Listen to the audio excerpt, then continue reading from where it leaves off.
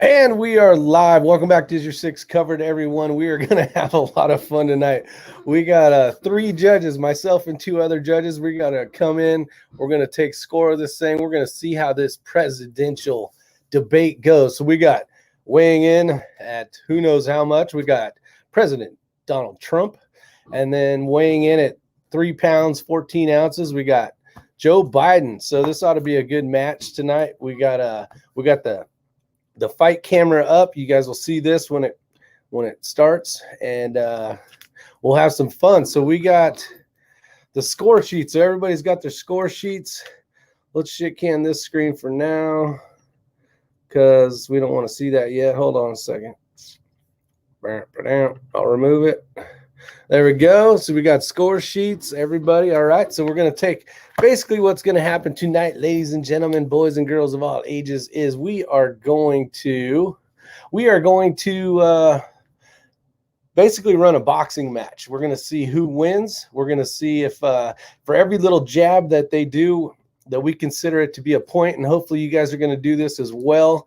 See what your score is compared to ours, the judges, and we'll see how well we match up. So we're going to try to break this up. It is a 90-minute boxing match, and we are going to see. We'll do 3 rounds. Maybe one of you guys can tell us when every 30 minutes is. We'll call that a round. See what our scores are. We'll add them up and see how we're doing as we go. It should be fun. Make sure you guys get your dope books ready. So Dusty Rhodes, get your dope book ready. Let's see what kind of battle we have tonight. Really hoping that Trump wins, but let's get over here and let's say hi to Val first. Val, you ready to go? You got your score sheet already? I got my score sheet right here from Biden. All right.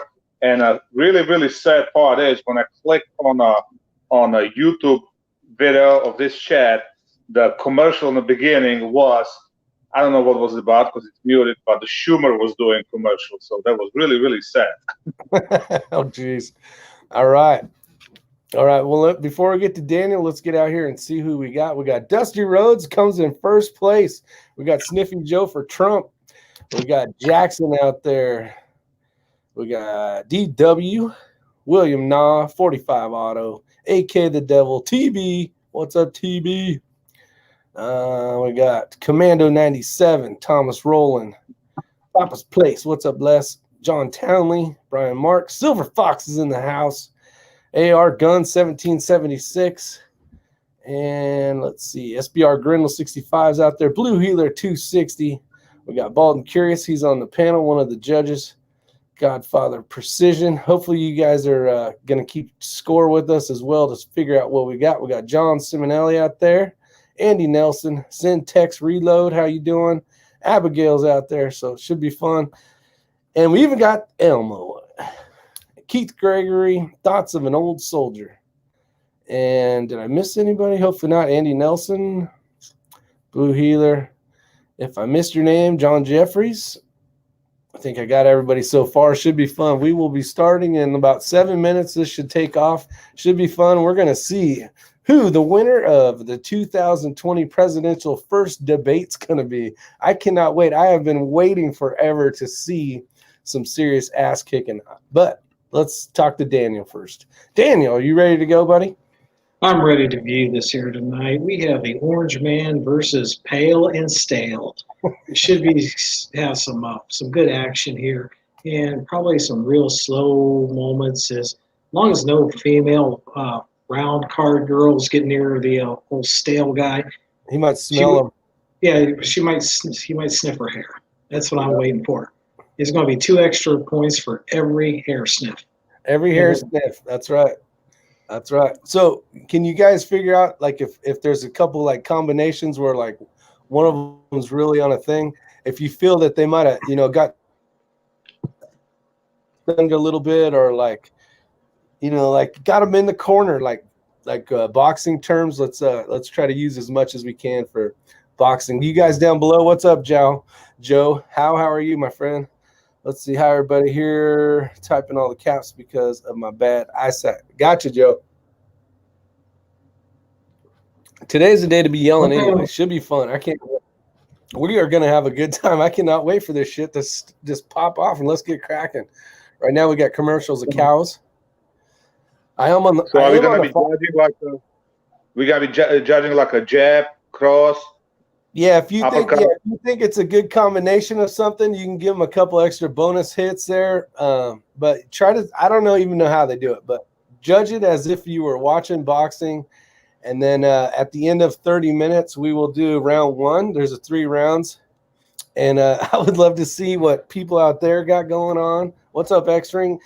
And I want to see their scores versus our scores. So if you guys get a chance, we got a little bit of time. Basically, Trump, Biden, give them a check mark every time they get some points. We'll add up the totals, and we shall see if this is a Trump, if Trump kicks ass, or if it's pretty even match going into the first round. We're going to have to talk about, Trump needs to get on his game, or Biden's really getting his ass handed to him. He's bleeding by the nose. He's got a big cut above his right eye. Let's have some fun with this. So it should be fun. Every time we get Abigail, she'll take a shot of some type of whiskey. And every time Biden gets hit hard, and it should be fun. One of the things I'm waiting to see if we see tonight is if anything with the Biden's connection with gas gets brought up. Yeah, that should be fun. There should be a lot of stuff. I think, in my mind, I'm thinking that if Biden comes in there as a smooth operator in the beginning, I think Trump's going to attack quickly, get him off his game, get him flustered, and then basically he's going to get flustered, and then he's just going to start saying shit and talking about how he's been a senator and all sorts of stuff for the last 145 years, and just he's going to get all spun up. I think it's going to be fun. We got 4 minutes to count down, and then the boxing match will begin. What's going to be the highlight? Is it going to be the Trump 750 tax bill? The what? You know the whole thing that he paid $750 in federal income tax in 2016. Yeah, they're going to hit him on that for sure. There's going to be a lot of that tax talk, I think.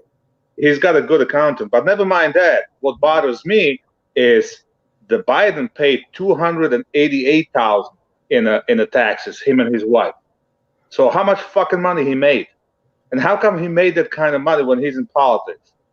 I mean, no, I can't wait to find out what his son's taxes were too. Yeah. What about how much is the VP salary, and what did he get? Like $200,000? I thought it was like $200,000, or I think the president might even make $200,000, and they may make a little less. President's $400,000. Oh, president's $400,000. Okay, so maybe the vice is 2 or 3. Yeah, president is $400,000, and then he gets $200,000 a year for the rest of his life. They should get paid on how much shit they get done while they're in office, because they'd probably owe us some money, Obama and Biden. Well, Trump gave him his salary. He didn't take it on. Yeah, exactly. If you've been in politics for 47 years and now you think these last 4 years you're going to just find out some magic cure and be able to fix the world, obviously that's a nah. And I would love to see Pelosi's tax returns. How did she turn $190,000 salary into $120 million? That's what I want to know. Well, Ramsey Country brought up what I was thinking earlier. Is this going to turn into a Tyson fight where someone gets a Tyson's bites and loses an ear? Yeah. I'm hoping it gets nuts. I'm hoping, unfortunately, it would be bad for Trump to get crazy like that. I would love to see it happen, but I don't know. I'm super excited. I think you can tell in my voice that I've been waiting for this shit for a long time. So it's going to be fun. Oh, it's going to be fun. Joe Howe's right. That is for sure. Let's see. We got Lola J's out there. What's up? We're going to have a little bit of craziness going on. Let's see if we got anybody snuck in here. We got Captain Shark, Elmo, DW Abigail, Lola J, Brian Marks. The bottom line, Trumbo didn't break any laws on his taxes. No work, no pay, no benefits. That's what they say. That's what I say. What's up, Todd Schmidt? Let's see. Anybody else out there that hasn't chimed in yet? Let us know. Type something down below. Say hi. Yeah, we're Hey, at what's 1 minute. We're at 1 minute. Let's get the fight cam up. See if we can watch a stupid commercial. We got some. I don't know what it is now. We're gonna put you over hey, here. what's that comedian that Tranquilitist? He does with those two puppets. He did a YouTube video for a presidential debate, and Oh, let me. basically he Sorry to changed the interrupt. name. He changed the name. Yeah, he Hold on. changed the name. It was Donald Trump and Joe Biden or something. And basically, he had Biden. Biden had a shock collar on a thing, and every time he said something stupid, his wife would zap him. All right, so I got Lead Mining 44 out there, Drew Bradley, John Townley, and Ramsey Country's out there. Did I miss anybody? I thought I saw a couple more in here. Todd Schmidt, no. Davey J, Carcan Coach, the Canine Coach. I always say that. And I want to try this before we get going to make sure the microphones don't get all screwed up. Come on. Got too much shit in the way of the TV to turn it on here. So tell me when it's too loud. The Trump and Biden records, the Supreme Court, COVID-19, That's perfect. Right there? violence in our cities, and the integrity of the election. For analysis tonight, we are joined by long Dun, dun, dun, dun. We need Rocky music playing. Bum, bum, bum, bum, bum, bum. Said good evening. What are you expecting tonight in this debate? Well, I expect it to be a pretty robust debate. I think both candidates will try to make a first impression in the first 15 to 30 minutes. Yeah, first impression. And you guys out in the comment sections, tell us what it sounds like. Is it working? Is it a good volume where you can hear us but mostly hear them kind of deal? Let us know down below. Analysis for now. Let's go to the first presidential debates of the election 2020 live in Cleveland. Here we go. Let's go. And in this corner, weighing in. Susie, it appears, obviously, no handshakes, just 60 to 70 audience members there as we await those candidates to come on stage. You know what? We can talk more about the coronavirus impact on this debate, Jeff. Actually, as you mentioned. Yeah, SBR Grinnell, I am too. Did Joe get checked for an earpiece? That would be nice to find out if he had an earpiece.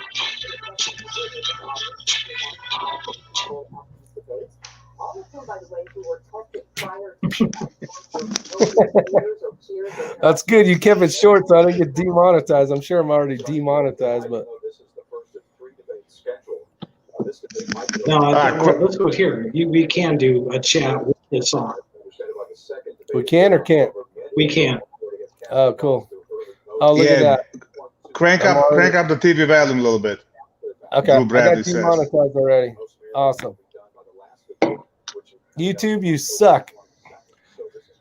Are they saying anything? Like, your voice is... Okay, Drew Bradley's helping out here. President Trump will actually get the first question after winning a coin toss.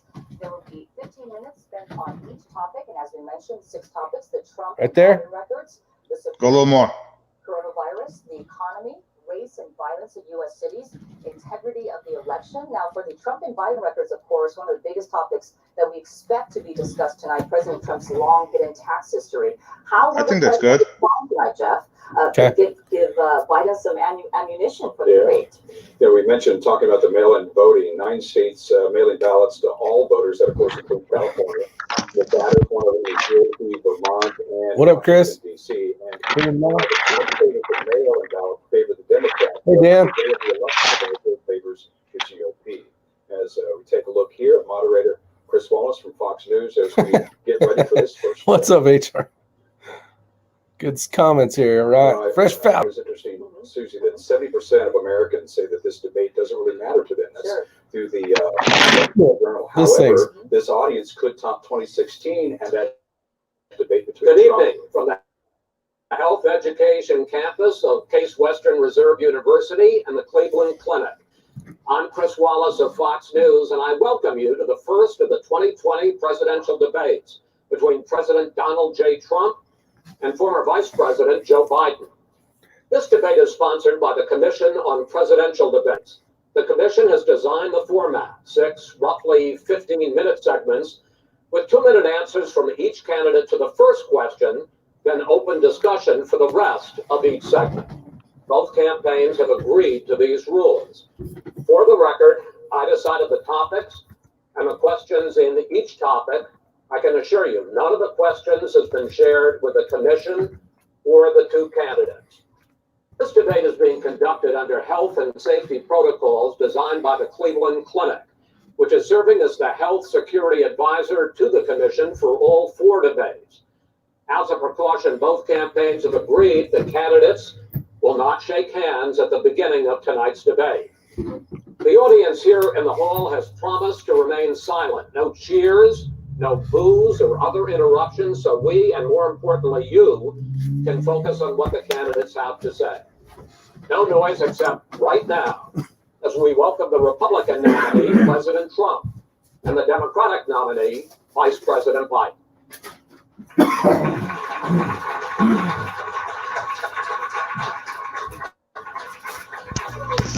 Tudum-tum, tudum-tum.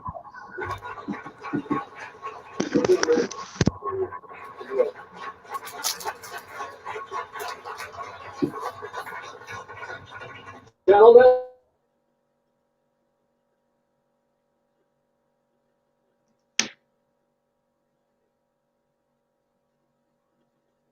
What the hell? We lost the sound.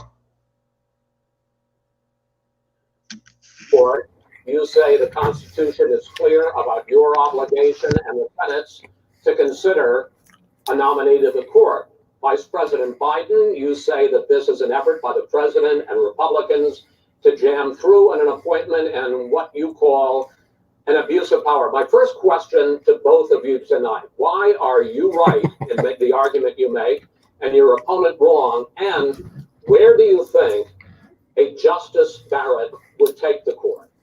President Trump, in this first segment, you go first, 2 minutes. Thank you very much, Chris. I will tell you very simply, we won the election. Elections have consequences. We have the Senate, we have the White House, and we have a phenomenal nominee, respected by all, top academic, good in every way, In fact, some of her biggest endorsers are very liberal people from Notre Dame and other places. So I think she's going to be fantastic. We have plenty of time, even if we did it after the election itself. I have a lot of time after the election, as you know. So I think that she will be outstanding. She's going to be as good as anybody that has served on that court. We really feel that. We have a professor at Notre Dame, highly respected by all, said she's the single greatest student he's ever had. He's been a professor for a long time at a great school. And we won the election, and therefore we have the right to choose her. And very few people knowingly would say otherwise. And by the way, the Democrats, they wouldn't even think about not doing it. If they had, the only difference is they try to do it faster. There's no way they would give it up. They had Merrick Garland, but the problem is they didn't have the election, so they were stopped. And probably that would happen in reverse also. Definitely would happen in reverse. So we won the election, and we have the right to do it, Chris. President Trump, thank you. Same question to you, Vice President Biden. You have 2 minutes. Well, first of all, thank you for doing this. Looking forward to this, Mr. President. The American people have a right to have a say in who the Supreme Court nominee is. And that say occurs when they vote for a United States senator and when they vote for the President of the United States. They're not going to get that chance now because we're in the middle of an election already. The election has already started. Tens of thousands of people have already voted. And so the thing that should happen is we should wait. We should wait and see what the outcome of this election is. Because that's the only way the American people get to express their view is by who they elect as president and who they elect as vice president. Now, what's at stake here is the president's made it clear he wants to get rid of the Affordable Care Act. Running on that, he ran on that, and he has been governing on it. He's in the Supreme Court right now trying to get rid of the Affordable Care Act, which will strip 20 million people from having insurance, health insurance now, if it goes into court. And the justice, and I have nothing, I'm not opposed to the justice, she seems like a very fine person. But she's written before she went to the bench, which is her right, that she thinks that the Affordable Care Act is not constitutional. The other thing is on the court, and if it's struck down, what happens? That was the first jab so far, I think. Change. Once again, a woman could be held to pay more money because she has a pre-existing condition of pregnancy.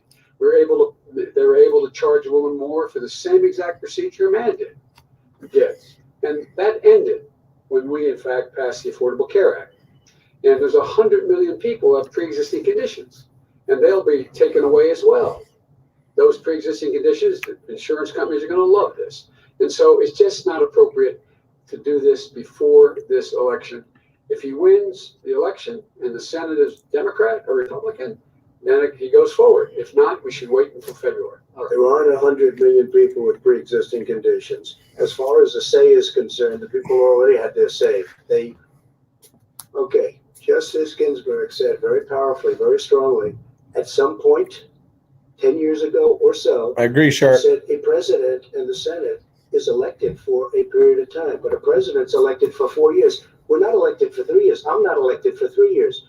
So we have the Senate, we have a president. It's elected to the next. During that period of time, we have an opening. I'm not elected for 3 years. I'm elected for 4 years. The And the 100 election's already million people, started. Joe, the 100 million people is totally wrong. Joe, Boom. The bigger problem that you have is that you're going to extinguish 180 million people with their private health care that they're very That's happy simply with. not true. Well, you're certainly going to socialists. You're going to socialists. We're now into. It's already starting. Yes. Open discussion. Yes, I agree. Go ahead, Vice President. Number one, he knows that what I proposed. What I proposed is that we expand Obamacare and we increase it. We do not and one of the big debates we had with 23 of my colleagues trying to win the nomination that I won. We're saying that Biden wanted to allow people to have private insurance still. They can. They do. They will under my proposal. Not what you've said, and it's not what your party has said. That is simply Your party hasn't said. Your party wants to go socialist. My party is And me. socialist Right healthcare. now, I am And the they're going to Democratic dominate Party. you, Joe. You I am know the that. party. I am the Democratic Party right now. The platform of the Democratic Party is what I, in fact, approved of. What I approved of. Now, here's the deal. The deal is that it's going to wipe out pre-existing conditions. And by the way, the 200,000 people that have died on his watch, how many of those have survived? 200 Well, million. there's 7 million people that contracted COVID. What does it mean for them going forward if you strike down the Affordable Care Act? Joe, you've had 308,000 military people dying because you couldn't provide a proper health care in the military. So don't tell me. Shit. To talk about. And if you were, Bam. it would be 200, it would be 2 million people because you were very late in the draw. You didn't want to go to China, which was Here we go. Curious Yellow Cuda. All right, gentlemen, Mr. President. You would have been much He's like this. Break it up right now. Break it up. Mr. President. See, there you go. Break it up. President, as a moderator, Blood's going to kick his ass we're for going to that. talk about COVID in the next segment, but go ahead. Let me finish. The point is that the president also is opposed to Roe v. Wade. That's on the ballot as well in the court. And so that's also at stake right now. And so the election is all. You don't know it's on the ballot. Why is it on the ballot? Because Why is it on the ballot? It's not on the ballot. It's on the ballot in the I don't court. think so. Oh, fuck. This is going to be good, boys and girls. I usually don't try to cuss, but that just popped out. Well, all right, let's talk. He's flustered too. Back here, gentlemen, we got a lot of time. So- We're in 13 minutes of this shit show. It's only going to get better. All right, Mr. President, the Supreme Court will hear a case a week after the election in which the Trump administration, along with 18 state attorneys general, are seeking to overturn That's right. Obamacare, to end Obamacare. You have spent the last... Because they want to give If I- good if I- health care. If I may ask that question, sir. Good health care. Over the last 4 years, you have promised to repeal and replace Obamacare, but you have never in these 4 years come up with a plan, a comprehensive plan to replace Obamacare. Of course I have. Well, I'll I give got you rid of the individual I'm going to mandate. give you an Excuse me. opportunity. I got rid of the individual mandate, which was a That big is not chunk a of comprehensive Obamacare. That plan. is absolutely a big thing. That was the worst part of asked, Obamacare. Sir, Chris, You're that was the debating worst him, not part of me. Obama. Let me ask my question. Well, I'll ask Joe. The individual mandate was the most unpopular aspect. He's running this shit right now. Oh, man, he's owning this shit. And I would like you to let me ask my question, and then you can answer very You, in the course of these 4 years, have never come up with Damn it, Crazy a Scots. plan to replace Obamacare. And just this last Thursday, I think you're right, you Blue Healer. signed a largely symbolic executive order to protect people with pre-existing conditions 5 days before this debate. So my question, sir, is what is the Trump healthcare plan? Well, first of all, I guess I'm debating you, not him, but that's okay. I'm not surprised. So let me just tell you something. There's nothing symbolic. I'm cutting drug prices. I'm going with favored nation, which no president has the courage to do because you're going against big pharma. Drug prices will be coming down 80 or 90%. You could have done it during your 47-year period. And Yeah. didn't do it. Nobody's done it. Bip. So we're cutting out Undercut. all the things that we've done. Insulin. I give you an example. Insulin. It's going to be destroying families, destroying people because I'm getting it for so cheap. It's like water. You want to know the truth? So cheap. Take a look at all of the drugs that What you guys got so far? Prices. We're going to allow Closer. voters now to go to other countries to buy drugs because they pay just a tiny fraction. This was open discussion. No, but this is what it is. This is big stuff. Sir, you'll be happy. I'm about to pick up on one of your points to ask the vice president, which is he points out that you would like to add a public option to Obamacare. And the argument that he makes, and other Republicans make, Daniel. is that that is going to end private insurance. It is. And well, I don't ask you the question. He's not even going to let him talk. It will end I love private it. insurance and create a government takeover of Kingpin. It's not. It's only for those You are right, people who are so Kingpin. poor they qualify for Medicaid. They can get that free in most states, except governors who want to deny people who are poor Medicaid. Anyone who qualifies for Medicare would, Medicaid would automatically be enrolled in the public option. The vast majority of the American people would still not be in that option. Number one. Joe, you agree with Bernie Sanders' far left on the manifesto. We call it. Manifest you socialized medicine. Look, hey, Are you I'm saying not you going to didn't let us know. The fact of the matter is, I beat Bernie Sanders. I'm here standing facing you already. Pocahontas would have left you there early. You would have lost every All he primary. knows how to do is here's the deal. I got very lucky, and we get very lucky tonight as well. And tonight I'm going to make sure, because here's the deal. Here's the deal. The fact is that everything he's saying so This is far good shit. simply a lie. I'm not here to call out his lies. Everybody knows he's a liar. But you I just agree- want to Joe, make sure. you're the liar. I want to make sure. Graduated last Bip, bip, bip, bip, bip, bip, bip. I want to make Mr. sure. President, can you let him finish, sir? He doesn't know how to do that. He has, you know, you picked Be surprised. the wrong guy, the wrong night at the wrong time. Listen, you agreed with Here's the Bernie deal. Sanders to the The whole manifesto. idea- Let him- There is no manifesto. Number Please let him one. speak. He needs to calm down a little bit, I think. What do you guys think? Yeah, he's got to let him talk a little bit. Yeah, it's only 17 minutes in. He needs to throw the punches later. He's trying to take him out in the first round. Yeah, he does. Socialized medicine. I'll tell you what, he is not for any help for people needing health care.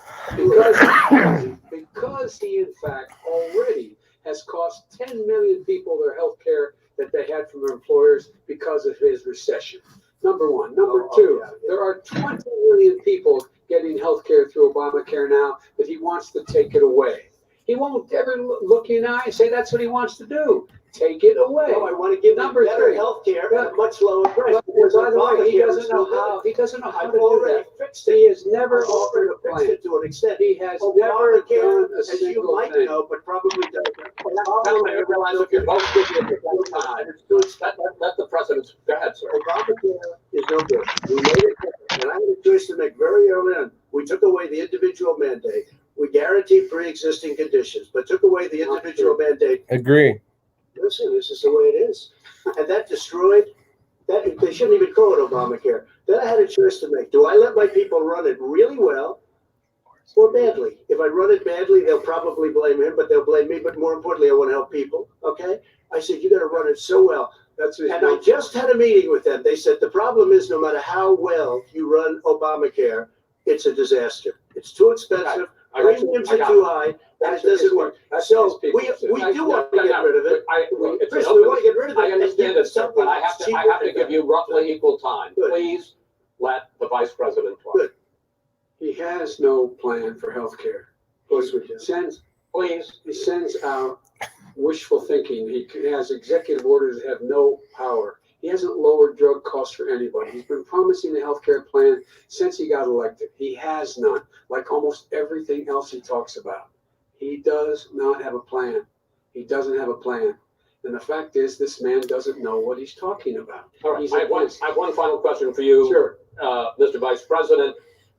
If Senate Republicans, we were talking originally about the Supreme Court here, if Senate Republicans go ahead and confirm Justice Barrett, there has been talk about ending the filibuster or even packing the court, adding to the 9 justices there. You call this a distraction by the president, but in fact, it wasn't brought up by the president.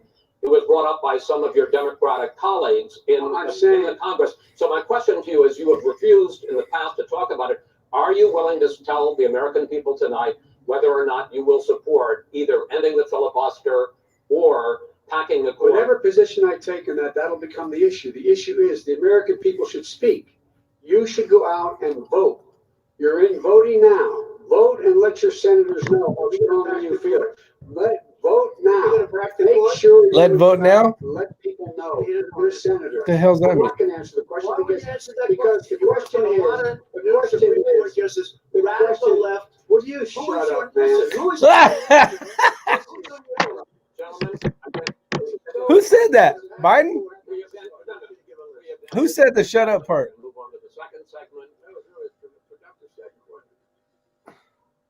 Keep yapping, man. The people understand. Keep yapping, man. Oh, yeah, we got him flustered now. All right. The second subject is COVID-19. Oh, this ought to be great. We have had more than 7 million cases of coronavirus in the United States, and more than 200,000 people have died. Even after we produce a vaccine, experts say that it could be months or even years before we come back to anything approaching normal. What up, My Kando? question for both of you is, based on what you have said and done so far, and what you have said you would do starting in 2021, why should the American people trust you more than your opponent to deal with this public health crisis going forward? In this case, the question goes to you first, sir. 2 minutes uninterrupted. Good luck. 200,000 dead. As you said, over 7 million infected in the United States. We, in fact, have 5%, 4% of the world's population, 20% of the deaths. 40,000 people a day are contracting COVID. In addition to that, about between 750 and 1,000 people a day are dying. When he was presented with that number, he said, it is what it is. Did you know? Well, it is what it is because you are who you are. That's why it is. The president has I heard that, no Joe. plan. He hasn't laid out anything. He knew all the way back in February how serious this I agree. crisis was. He knew it was a deadly disease. What did he do? What's up, He's PCC not taking kid? is acknowledging he knew it. He said he didn't tell us or give people a warning of it because he didn't want to panic the American people. You don't panic. He panicked. In addition to that, what did he do? He went in and we were insisting that the people we had on the ground in China should be able to go to Wuhan and determine for themselves how dangerous this was. He did not even ask Xi to do that. He told us what a great job Xi was doing. He said we owe him a debt of gratitude for being so transparent with us. And what did he do then? He then did nothing. He waited and waited and waited. He still doesn't have a plan. I laid out back in March exactly what we should be doing. And I laid out again in July what we should be doing. We should be providing all the protective gear possible. We should be providing the money the House has passed in order to be able to go out and get people the help they need to keep their businesses open schools that cost a lot of money. You should get out of your bunker and get out of the sand trap and get in your golf course and go in the Oval Office and bring together the Democrats and Republicans. There's a little jab. What needs to be done now to save lives. So if we would have listened, It wasn't worth a shit, but it was. If we would have listened to you the country would have been left wide open. Millions of people would have died, not 200,000. And one person is too much. It's China's fault. It should have never happened. They stopped it from going in, but it was China's fault. And by the way, when you talk about numbers, you don't know how many people died in China. You don't know how many people died in Russia. You don't know how many people died in India. They don't exactly give you a straight count, just so you understand. But if you look at what we've done, I closed it, and you said he's xenophobic. He's a racist, and he's xenophobic. Because you didn't think I should have closed our country. Wait a minute. Just 2 minutes. You didn't think we should have closed our country because you thought it was terrible. You wouldn't have closed it for another 2 months. By my doing it early, in fact, Dr. Fauci said, President Trump saved thousands of lives. Many of you Democrat governors said, President Trump did a phenomenal job. We worked with the governor. Oh, really? Go take a look.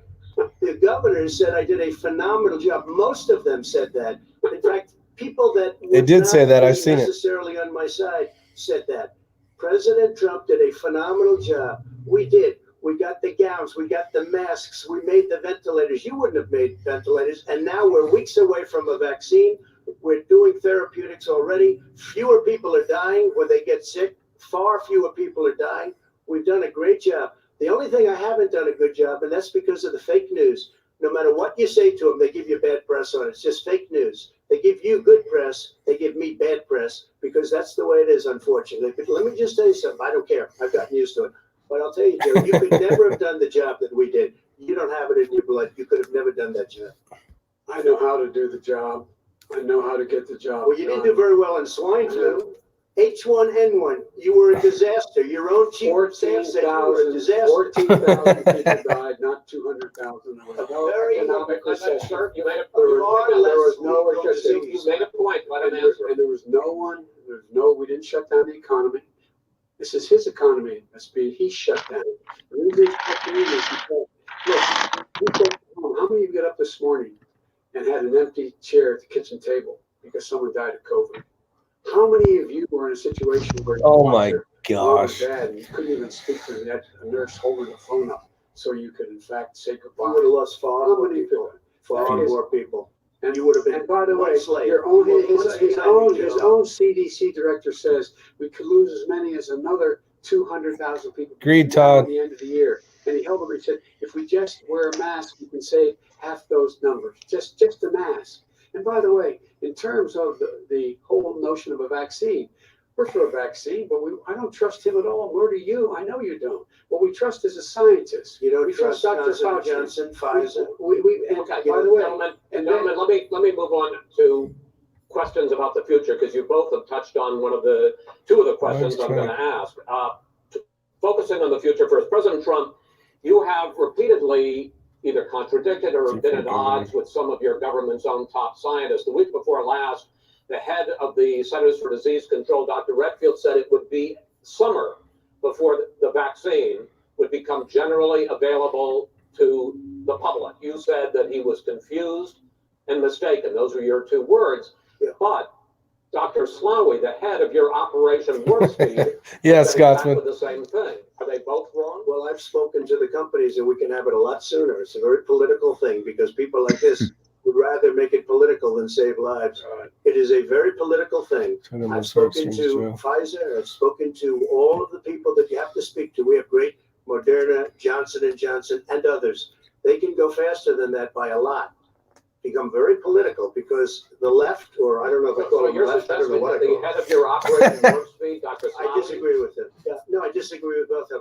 And he didn't say that. He said it could be there, but it could also be much sooner. I had him in my office 2 days ago. he talked about the summer, sir, before it's generally available. Just He like said Dr. it's a Redfield. possibility that we'll have the answer before November 1st. It could also be I'm talking about when after it's that. generally available. not- Well, we're going to deliver it right away. We have the military all set up logistically. They're all set up.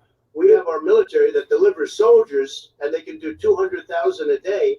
They're going to be this is the delivering. same man. It's all set up. By Easter, this would be gone away. Oh, really? By the warm weather, it'd be gone. Miraculous, like a miracle. And by the way, maybe you could inject some bleach in your Earpiece? arm, and that would take care Is of that it. what you're showing, Val? That was sarcastic. That was you it. know that. I That was That's what it looks like. This man is talking about a vaccine. Every serious company is talking about maybe having a vaccine done by the end of the year. But the distribution of that vaccine will not occur until sometime beginning or the middle of next year to get it out, if we get the vaccine. And pray God we will. Pray God we will. If you guys would, please hit the thumbs up. I want to pick up See how crazy we can get this thing. The public can trust the scientists, but they can't trust President Trump. In fact, you said that again tonight. Your running mate, Senator Harris, goes further, saying that public health experts, quote, will be muzzled, will be suppressed. Given the fact that polls already show that people are concerned about the vaccine and are reluctant to take it, are you and your running mate, Senator Harris, contributing to that fear? No more than the question you just asked him. You pointed out. He puts pressure and disagrees with his own scientists. They're saying you can't, Everybody- Harris is saying you can't trust the No, scientists. well, no, you can trust the scientists. She didn't say that. You can't trust She said the public health She said experts, that. quote, will be muzzled, will be Yes. suppressed. Well, that's what he's going to try to do. But there's millions of scientists, there's thousands of scientists out there, like here at this great Thanks, hospital, Joe. that don't work for him. Their job doesn't depend on him. Thanks, Steel Punisher. That's not. They're the people. And by the way, to the scientists that are in charge, By the way, they will have the vaccine very soon. But do you believe for a moment what he's telling you in light of all the lies he's told you about the whole issue relating to COVID? He still hasn't even acknowledged that he knew this was happening, knew how dangerous it was going to be back in February, and he didn't even tell you. He's on record as saying it. He panicked or he just looked at the stock market. One of the two, because guess what? A lot of people die. And a lot more are going to die unless he gets a lot smarter, a lot quicker, Mr. President. Should you use the word smart? So you said you went to Delaware State, but you forgot the name of your college. You didn't go to Delaware State. You graduated either the lowest or almost the lowest in your class. Don't ever use the word smart. Whoa! That was a combo. Shit. Down goes Biden. We got a 7 count. He's back up. He's wobbling. He's bleeding a little bit. He's got a cut on his eye. Damn. When it comes to how the virus has been handled so far, the two of you have taken very different approaches, and this is going to affect how the virus is handled going forward by whichever of you ends up becoming the next president. I want to quickly go through several of those. Reopenings. Vice President Biden, you have been much more reluctant than President Trump about reopening the economy and schools. Why, sir? Because he doesn't have a plan. If I were running, I know what the plan is. You've got to provide these businesses the ability to have the Isn't he money to be running? able to reopen with the PPE as well as with the sanitation they need. You have to provide Tell it them to Nancy plastic. Pelosi.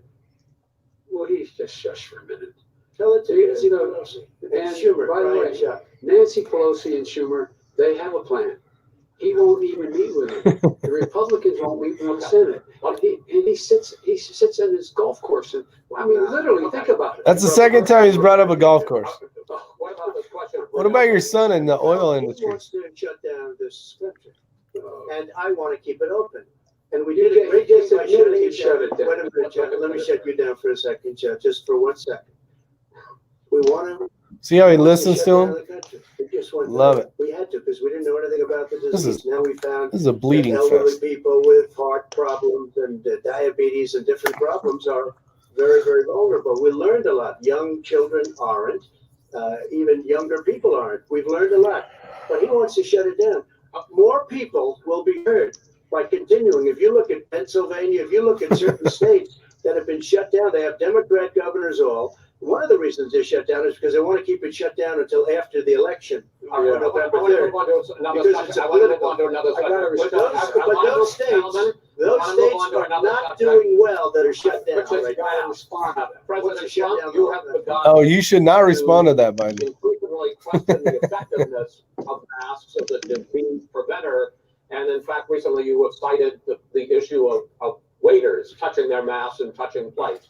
Are you questioning No, I think the masks are okay. of You have to understand, if you look, I mean, I have a mask right here. I put a mask on it, when I think I need it. Tonight, as an example, everybody's had a test and you've had social distancing and all of the things that you have to, but I wear masks when needed. When needed, I wear masks. Okay, let me ask. I don't wear masks like him. Every time you see him, he's got a mask. He could be speaking 200 feet away from it. He shows up with the biggest mask I've ever seen. I will say, Vice President Biden, go ahead, sir. Look, the way to open business is give them the Yeah, I bet. wherewithal to be able to. We provided money. We always ask you if they're about masks. Well, masks make a big difference. His own head of the CDC Get to the said topic, there's Joe. more masks between now. Everybody is social distance between now and January. You probably save up to 100,000 lives. It matters. and they've also It said the matters. opposite. They've also And said no serious person said the opposite. they've no also said, well, serious. All right, I wanna Dr. ask Fauci. Dr. Fauci said the He did opposite. I not want say to ask the you, we got a Said little very bit more than strongly. a minute left in this Masks segment. are not good. Then he changed his mind. He said masks are good. I I'm wanna okay with masks. I I'm want to not ask you fighting both about masks. one last subject, because your different approaches has even affected the way that you are campaigning. President Trump, you're holding large rallies with crowds packed together, thousands of people. Outside, yes, sir, agreed. Vice President Biden, you are holding much smaller events with Because nobody will show up. people with. What's new? Nobody shows up to his rally. In any case, why you holding the big rallies? Why you not? You go first, sir. Because people want to hear what I have to say. I mean, Are you you've not done a worried great about job it? as a president, and I'll have 35,000 people show up at airports. We use airports. Are you not worried about We the have a disease lot of issues, people. sir? Well, so far, we have had no problem whatsoever. It's outside. That's a big difference, according to the experts. And we do them outside. We have tremendous crowds, as you see. I mean, Huge. literally on 24 hours notice. Huge And Joe crowds. does the circles and has 3 people someplace. Okay. By the way, did you see one of the last rallies he had? Did I miss anything? Came up to him to ask him a question. He said, no. Nothing important. Put on a mask. Put on a mask. Have you been tested? I'm way far away from those other people. But that's what he said. I'm going to be okay. He's not worried about you. He's not worried about the people out there breathing. We've had no negative effect. No negative effect. We've had no negative effect. And we've had 35, 40,000 All right. people You wanna- attending these rallies. Just quickly finish up because I want to move on to our next. Yes, I would. He's been totally irresponsible the way in which he has handled the social distancing, the people wearing masks, basically encouraging them not to. All right. And he's a fool on it. If you could get the crowds, Hey, you would have Jerry. done the same thing. But you can't. Nobody cares. Gentlemen, can we move on to the economy? Gentlemen, can we move on to the economy? Yes. The economy is, I think it's fair to say, recovering faster than expected from the shutdown Much in the second quarter. The unemployment rate fell to 8.4% last month. The Federal Reserve says the hit to growth, which is going to be there, is not going to be nearly as big as they had expected. President Trump, you say we are in a V-shaped recovery. Vice President Biden, you say it's more of a K-shape. What difference does that mean to the American people in terms of the economy? President Trump, in this segment, you go first. So we built the greatest economy in history. We closed it down because of the China plague. When the plague came in, we closed it down, which was very hard psychologically to do. He didn't think we should close it down, and he was wrong. And again, 2 million people would be dead now instead of still 204,000 people is too much. One person is too much. Should have never happened from China. But what happened is we closed it down, and now we're reopening, and we're doing record business. We had 10.4 million people in a 4-month period that we've put back into the workforce. That's a record the likes of which nobody's ever seen before. And he wants to close down he will shut it down again. He will destroy this country. You know, a lot of people between drugs and alcohol and depression, when you start shutting it down, you take a look at what's happening at some of your Democrat-run states where they have these tough shutdowns. And I'm telling you, it's because they don't want to open it. One of them came out last week. You saw that. Oh, we're going to open up on November 9th. Why November 9th? Because it's after the election. They think they're hurting us by keeping them closed. They're hurting people. People know what to do. They can social distance. They can wash their hands. They can wear masks. They can do whatever they want. But they got to open these states up. When you look at North Carolina, when you look, and these governors are under siege, Pennsylvania, Michigan, and a couple of others. True, they AR. open these states up. It's not fair. You're talking about almost it's like being in prison.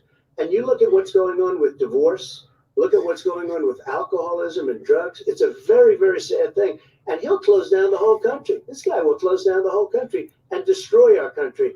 Our country is coming back incredibly well, setting records as it does it. We don't need somebody to come in and say, let's shut it down. All right. Your 2 minutes, sir. We're now moved to you. Tim Cook. As the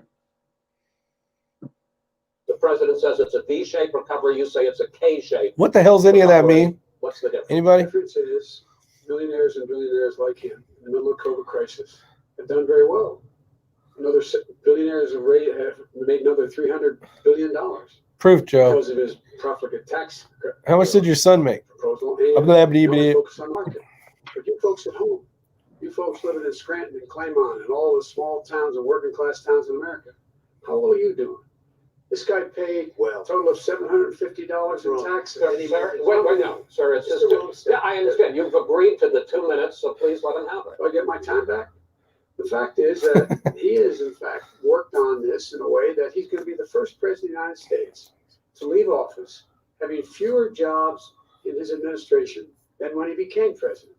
Fewer jobs than when he became president. First one in American history.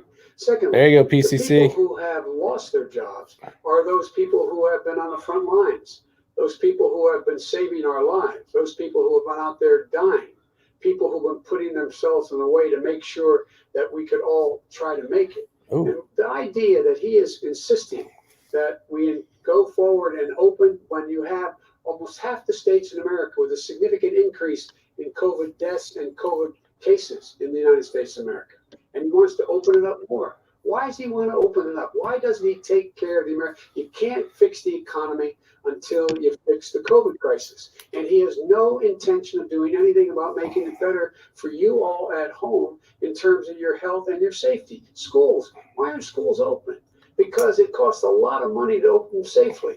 You know, they were going to give, his administration was going to give the teachers and school students masks. And then they decided, no, couldn't do that because it's not a national emergency. Not a national emergency. They've done nothing to help small businesses. Nothing. They're closing. 1 in 6 is now gone. He ought to get on the job and take care of the needs of American people so we can open safely. All right, your time is up, sir. We are going to get to the well, you both got 2 minutes there. Excuse me, we never opened. People want their schools. No, people want their schools open. They don't want to be shut down. They don't want. He's all I'm in charge of this shit. Want restaurants. I look at New York. It's so sad what's happening in New York. It's almost like a ghost town, and I'm not sure it can ever recover what they've done in New York. People want their places open. They want to get back to their lives. People They'll be careful, but they want their schools open. I'm the one that brought back football. By the way, I brought back Big Ten football. It was me, and I'm very happy to do it.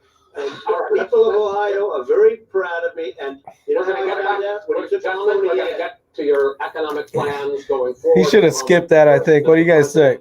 As you well know, Thumbs up, thumbs down? Anything? You guys ain't talking? The year you were elected president in 2017, Busy listening president, that you paid and scoring. $750 a year in federal income tax each of those years. I know that you pay a lot of other taxes, but I'm asking you the specific question. Is it true that you pay $750 in federal income taxes each of those 2 years? I paid millions of dollars in taxes, millions of dollars of income tax. And let me just tell you, there was a story in one of the papers. I paid $38 million 1 year. I paid $27 million. Show us your tax return. That's the second time he said that. You'll see it as soon as it's finished. You'll see it. You know, if you wanted to, go to the Board of Elections. There's a 118-page or so report that says everything I have, every bank I have, I'm totally under leveraged because the assets are extremely good, and I built a I'm great asking company. you a specific question, which But is. let me tell you. I understand all of that. I understand all of that. No, Mr. President, I'm asking you a question. Will you tell us how much you paid in federal income taxes? Why? 2016 Who gives a and fuck? 2017? Millions of dollars. You paid millions of dollars? Millions of dollars. So yes. not 750. Millions of dollars, and you'll get this. Yeah, Elmo, you're right. But let me just tell you, Chris, let me just tell you something, that it was the tax laws. I don't want to pay tax. Before I came here, I was a private developer. I was a private business people. Like every other private person, unless they're stupid, they go through the laws, and that's what it is. He passed a tax bill that gave us all these privileges for depreciation and for tax credits. We built a building and we get tax credits like the hotel on Pennsylvania Avenue. You get a massive, which by the way, was given to me by the Obama administration, if you can believe that. Now, the man got fired right after that happened. But Vice President Biden, you want to respond? Yeah, I do want to respond. He wasn't even done. The tax code that made him, put him in a position that he pays less tax than a school teacher make on the money a school teacher. That's a fucking lie. I know. He says he's smart. You're self-employed. Your personal income tax is nothing. You know I can claim shit. Tax cuts. And we're gonna eliminate those tax cuts and make sure that we invest in the people who in fact need the help. We're gonna eliminate those taxes, he said. Need help. But why do you Yeah, fuck that. Yeah, Wallace is a pile of dung. You are president screwing things up. You were a senator. You're the worst president in America. Oh, Len said drink. Let me just say, Joe, Here he I've done goes. more in 47 months, I've done more than you've done in 47 years, Jim. The broken military that you gave me, taking care of your family. Mr. President, we're talking about the economy. I'd like to ask you about your plans going forward. This is awesome. Mr. Vice President, your economic plan, if you were to be elected president, focuses a lot on big government, big taxes, big spending. I want to focus first on the taxes. You propose more than $4 trillion over a decade in new taxes on individuals making more than $400,000 a year and on corporations. President Trump says that that kind of an increase in taxes is going to hurt the economy as it's just coming out of a recession. Well, just take a look at what is the analysis done by Wall Street Journal. Points out that my economic plan would create It's that. 7 Come over here, I'll show you million how more jobs that works. than it is in 4 years. Number You one. just can't And get too number close because two, you'll see your It shirt. would create an additional $1 trillion in economic So we got that one growth up because there. it would be about 3 judges. buying America. That we're going to make the government spend $600 billion here. He's on everything from beating his ships ass. It's to awesome. steel to buildings and the like. And under my proposal, we're going to make sure that every penny of that has to be made by a company. But respectfully, sir, I'm talking about taxes, not spending. Well, by the way, I'm going to eliminate. Come on in. Corporate tax 28%. It should be 21%. Yeah. You have 91 companies, federal, in the Fortune 500, who don't pay a cent. Stumbling Joe. Making billions of dollars. Because you, in fact, have Hey Rick, can I borrow money? get it done. And you know how we got it. Our economy grew. I'll give you $1. Mr. President, let me pick up on that. You would continue your free market approach, lower taxes, more deregulation, correct? Not lower tax to American people. But in Obama's, you talk about the economy booming. It turns out that in Obama's final 3 years as president, more jobs were created, 1.5 million more jobs than in the first 3 years of your presidency. We had the slowest recovery economic recovery since 1929.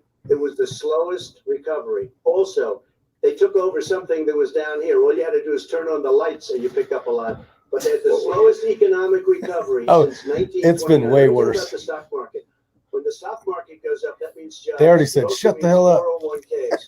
If you got in, if What up, you Nick? became president with your ideas, you want to terminate my taxes? Make sure you guys hit the thumbs up. Let's see how many people we can get in here. Companies that have poured in here will leave, and plenty of companies that are already here, they'll leave for other places. They will leave, and you will have a depression, the likes of which you've never seen. Look, we inherited the worst recession short of a depression in American history. I was asked to bring it back. We were able to have an economic recovery that created the jobs you're talking about. We handed him a booming economy. He blew it. It wasn't booming. It wasn't booming. It was the weak recovery. Wait. Is it fair to say he blew it when, in fact, when there was record low unemployment before COVID? Yeah, but because what he did. Oh, at least he did that for him. Manufacturing went in a hole. Excuse Number me, one. Chris. Wait. Number two. Chris. Number three. They said they would take. No, you're number 2. No. Chris. Oh, shit. I brought back 700,000 jobs. They brought back nothing. They gave up on manufacturing. Yeah, they did. I'm the guy. They sent everybody off to some other country. We brought back. I was asked to bring back Chrysler and General Motors. We brought them back right here in the state of Ohio and Michigan. He blew it. Devon, he blew it. And in fact, they're going. Ohio had the best year it's ever had last year. Michigan had the best year they've ever had. That is not Many true. car companies came in from Germany, from John, went to Michigan, went to Ohio. They're not. And they didn't come Wait, in wait, like again, you. Mr. Vice President. Oh, shit. And so you take a look at what he's actually done.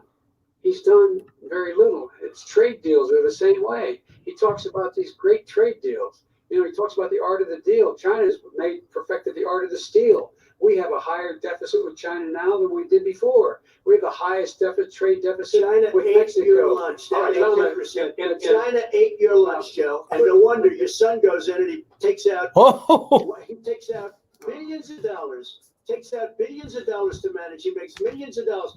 And also, so while we're at it, why is it, just out of curiosity, the mayor of Moscow's wife gave your son $3.5 million. What did he do to deserve it? What did he do with None to of that. deserve $3,000? That's not an answer. None of that is true. But now, Mr. President, It's totally, President, please. totally discredited. And by the way, So wait, he didn't get $3.5 million? talk about it then. Answer, Joe. $3.5 million? That's not true. That's not true. true. Oh, really? Hunter sightings. It's an open discussion, please. It's a fact. You have raised an It's a issue. fly in here. Vice President, answer. Discredited. There was a rate for $183,000 a month with no experience in energy. Mr. Look, President, my son did nothing wrong originally. He did. Mr. The only President, guy that let him says- answer. He doesn't want to let me answer because he knows I have the truth. His position has been totally, thoroughly discredited. By who? And The media. by everybody. Well, by the By the media, media. by our Because they refuse allies, to by talk the about World it. Bank, by everyone has discredited. Matter of fact, even Mr. the people President, who please stop. testified under oth. So let me ask you this, Joe. No, go ahead, Mr. I'm listening to you. People under, You got $3.5 He million from testified- Moscow. he testified under oath in his administration, said, I did my job and I did it very well. You I sucked. don't know who they are. Well, I'll give you the list of the I'll people who No, testified. no, go ahead, sir. Sure, All three of you've them. already fired most of them because they did a good job. With you, Go ahead. You got wait a minute, you get the final word. Well, it's hard to get any word in with this clown. Excuse me, this. Name calling. Mr. President, $3.5 million, Joe. That is simply. Why did he not true. deserve $3.5 million from Moscow? Look, here's the deal. We want to talk about families and ethics. Yeah. I don't want to do that. I mean, his family, we could talk about all night. His family's My already. family, No, no, let him- my family already lost wrote- a fortune by coming down and helping us with government. And that's Every- such a. they're right here. Mr. That's such President. a Every single one of them lost. This is not about Mr. my President. family or his family, it's about your family, They the didn't American bring people. $3.5 million. He doesn't, that's not true. It doesn't want to talk about what you need, you, the American people. It's about you. That's what we're talking about. Maybe All right, that's Not the about end of you. that's the end of the segment. We're moving on. It didn't take that. Vice President, no, Can I be honest? It's a very Try important to be question. honest. He stood up, no. The answer to the question is no. Ukraine, No, sir. with $1 billion. If you That get rid is of it, absolutely You know what, not true. you're doing it. You're going to have True. gentlemen. I hate to raise my voice, He's but on it seems tape. to me, why should I be different than the two of you? So here's the Very deal. good point. We have 6 segments. We have ended that segment. We're going to go to the next segment. In that segment, you each are going to have 2 uninterrupted moments. In those 2 uninterrupted minutes, Mr. President, Yeah, you can right. say anything you want. I'm going to ask a question. about Come on, race. If man. you want to answer about something else, go ahead. But I think that the country would be better served if we allowed both people to speak with fewer interruptions. I'm appealing to you, sir, to do that. Well, and him too. Well, frankly, you've been doing more interrupting. Oh, that's than all you right, have. but he does plenty. Well, less than, sir, less There's than, plenty. no, less than you have. Let's please continue on. The issue of race. Vice President Biden, you say that President Trump's response to the violence in Charlottesville 3 years ago, when he talked about very fine people on both sides, was what directly led you to launch this run for president. Oh, yeah, sure. President Trump, you have often said that you believe you have done more for Black Americans than any president, with the possible exception of Abraham Lincoln. My question for the two of you is, why should voters trust you rather than your opponent to deal with the race issues facing this country over the next 4 years? Vice President Biden, you go first. It's about equity, and equality. It's about decency. It's about the Constitution. And we have never walked away from trying to require equity for everyone, equality for the whole of America. But we've never accomplished it. But we've never walked away from it like he has done. It is true. The reason I got in the races with those people, close your eyes. Remember what those people look like coming out of the fields carrying torches, their veins bulging. What the hell's he talking about? Just spewing anti-Semitic bile and accompanied by the Ku Klux Klan. A young woman got killed. And they asked the president what he thought. He said there were very fine people on both sides. No president's ever said anything like that. It is now, second point I'd make to you is that when Floyd was killed, when Mr. Floyd was killed, there was a peaceful protest in front of the White House. What did he do? He came out of his bunker, had the military use tear gas on him so he could walk across to a church and hold up a Bible.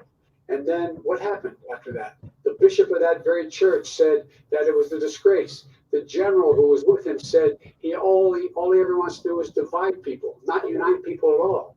This is a president who has used everything as a dog whistle to try to generate racist hatred, racist division. This is a man who, in fact, you talk about helping African Americans. 1 in 1,000 African Americans have been killed because of the coronavirus. And if he doesn't do something quickly, by the end of the year, 1 in 500 will have been killed. 1 in 500 African Americans. This man is the savior of African Americans. This man cares at all. This man can do virtually nothing. Look, the fact is that he's talked about. You have to look at what he did, and what he did has been disastrous for the African American community. So, President Trump, you have 2 minutes. Why should Americans trust you over your opponent to deal with racism? You did a crime bill, 1994, where you call them super predators, African Americans, super predators, and they've never forgotten it. They've never forgotten it, Jefferson. No, sir, it's his 2 minutes. So you did that, and they called you a super predator, and I'm letting people out of jail now that you have treated the African American population community, you have treated the black community about as bad as anybody in this country. You did the 1990, and that's why, if you look at the polls, I'm doing better than any Republican has done in a long time, because they saw what you did. You called them super predators, and you've called them worse than that, because you look back at your testimony over the years, you've called them a lot worse than that. As far as the church is concerned, and as far as the generals are concerned, we just got the support of 250 military leaders and generals, total support. Law enforcement, almost every law enforcement group in the United States. I have Florida, I have Texas, I have Ohio, I have Portland. The sheriff just came out today and he said, I support President Trump. I don't think you have any law enforcement. You can't even say the word law enforcement, because if you say those words, you're going to lose all of your radical left supporters. And why aren't you saying those words, Joe? Why don't you say the words law enforcement? Because you know what? If they called us in Portland, we would put out that fire in a half an hour. But they won't do it because they're run by radical left Democrats. If you look at Chicago, if you look at any place you want to look, Seattle, they heard we were coming in the following day and they put up their hands and we got back Seattle. Minneapolis, we got it back, Joe, because we believe in law and order, but you don't. The top 10 cities and just about the top 40 cities are run by Democrats and in many cases radical left. And they've got you wrapped around their finger, Joe, to a point where you don't want to say anything about law and order. And I'll tell you what, the people of this country want and demand law and order, and you're afraid to even say it. All right. I want to return to the question of race. Vice President Biden, after the grand jury in the Breonna Taylor case decided not to charge any of the police with homicide, you said it raises the question, quote, whether justice could be equally applied in America. Do you believe that there is a separate but unequal system of justice for blacks in this country? Yes, there's systemic. Oh yeah, here it goes. In this country, in education and work and short circuit, law enforcement and the way in which it's enforced. But look, the vast majority of police officers are good, decent, honorable men and women. They risk their lives every day to take care of us.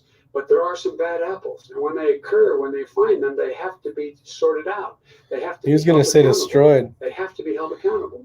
And what I'm going to do as President of the United States is call together an entire group of people at the White House. Well, everything from the civil rights group, to the police officers, the police chiefs, and we're going to work this out. We're going to work this out. So we change the way in which we have more transparency in when these things happen. These cops aren't happy to see what happened to George Floyd. These cops aren't happy to see what happened to Breonna Taylor. Most don't like it, but we have to have a system where people are held accountable. And by the way, violence in response is never appropriate.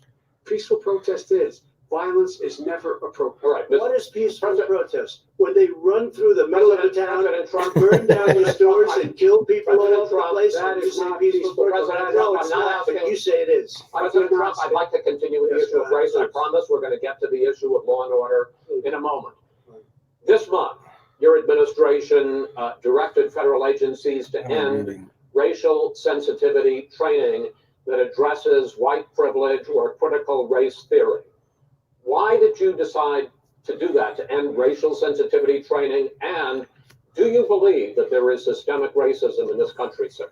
I ended it because it's racist. I ended it because a lot of people were complaining that they were asked to do things that were absolutely insane, that it was a radical revolution that was taking place in our military, in our schools, all over the place, and you know it, and so does everybody else. And he would know. What is radical about racial sensitivity training? If you were a certain person, you had no status in life. It was sort of a reversal. And if you look at the people, we would pay people hundreds of thousands of dollars to teach very bad ideas and frankly very sick ideas.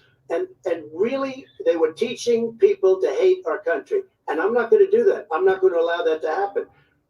We have to go back to the core values of this country. They were teaching people that our country is a horrible place, it's a racist place, and they were teaching people to hate our country. And I'm not going to allow that to happen. Vice President Biden? Nobody's doing that. He's a racist. You just don't. Here's the deal. I know a lot more about this. Let him finish. The fact is that there is racial insensitivity. People have to be made aware of what other people feel like, what insults them, what is demeaning to them. It's important that people know. They don't want to. Many people don't want to hurt other people's feelings, but it makes a big difference. It makes a gigantic difference in the way a child is able to grow up and have a sense of self-esteem. Oh, it's Jesus. a little bit like how this guy and his friends look down on so many people. They look down their nose on people like Irish Catholics like me and grow up in Scranton. They look down on people who don't have money. They look down on people who are of a different faith. They look down on people who are a different color.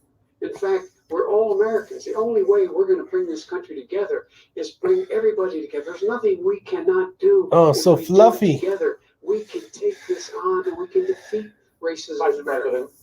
President Trump, sir. During the Obama-Biden administration, there was tremendous division. There was hatred. You look at Ferguson. You go to many places. Look Kingpin. At Oakland. Look what happened. buddy. In Oakland. Look what happened in Baltimore. Look what happened.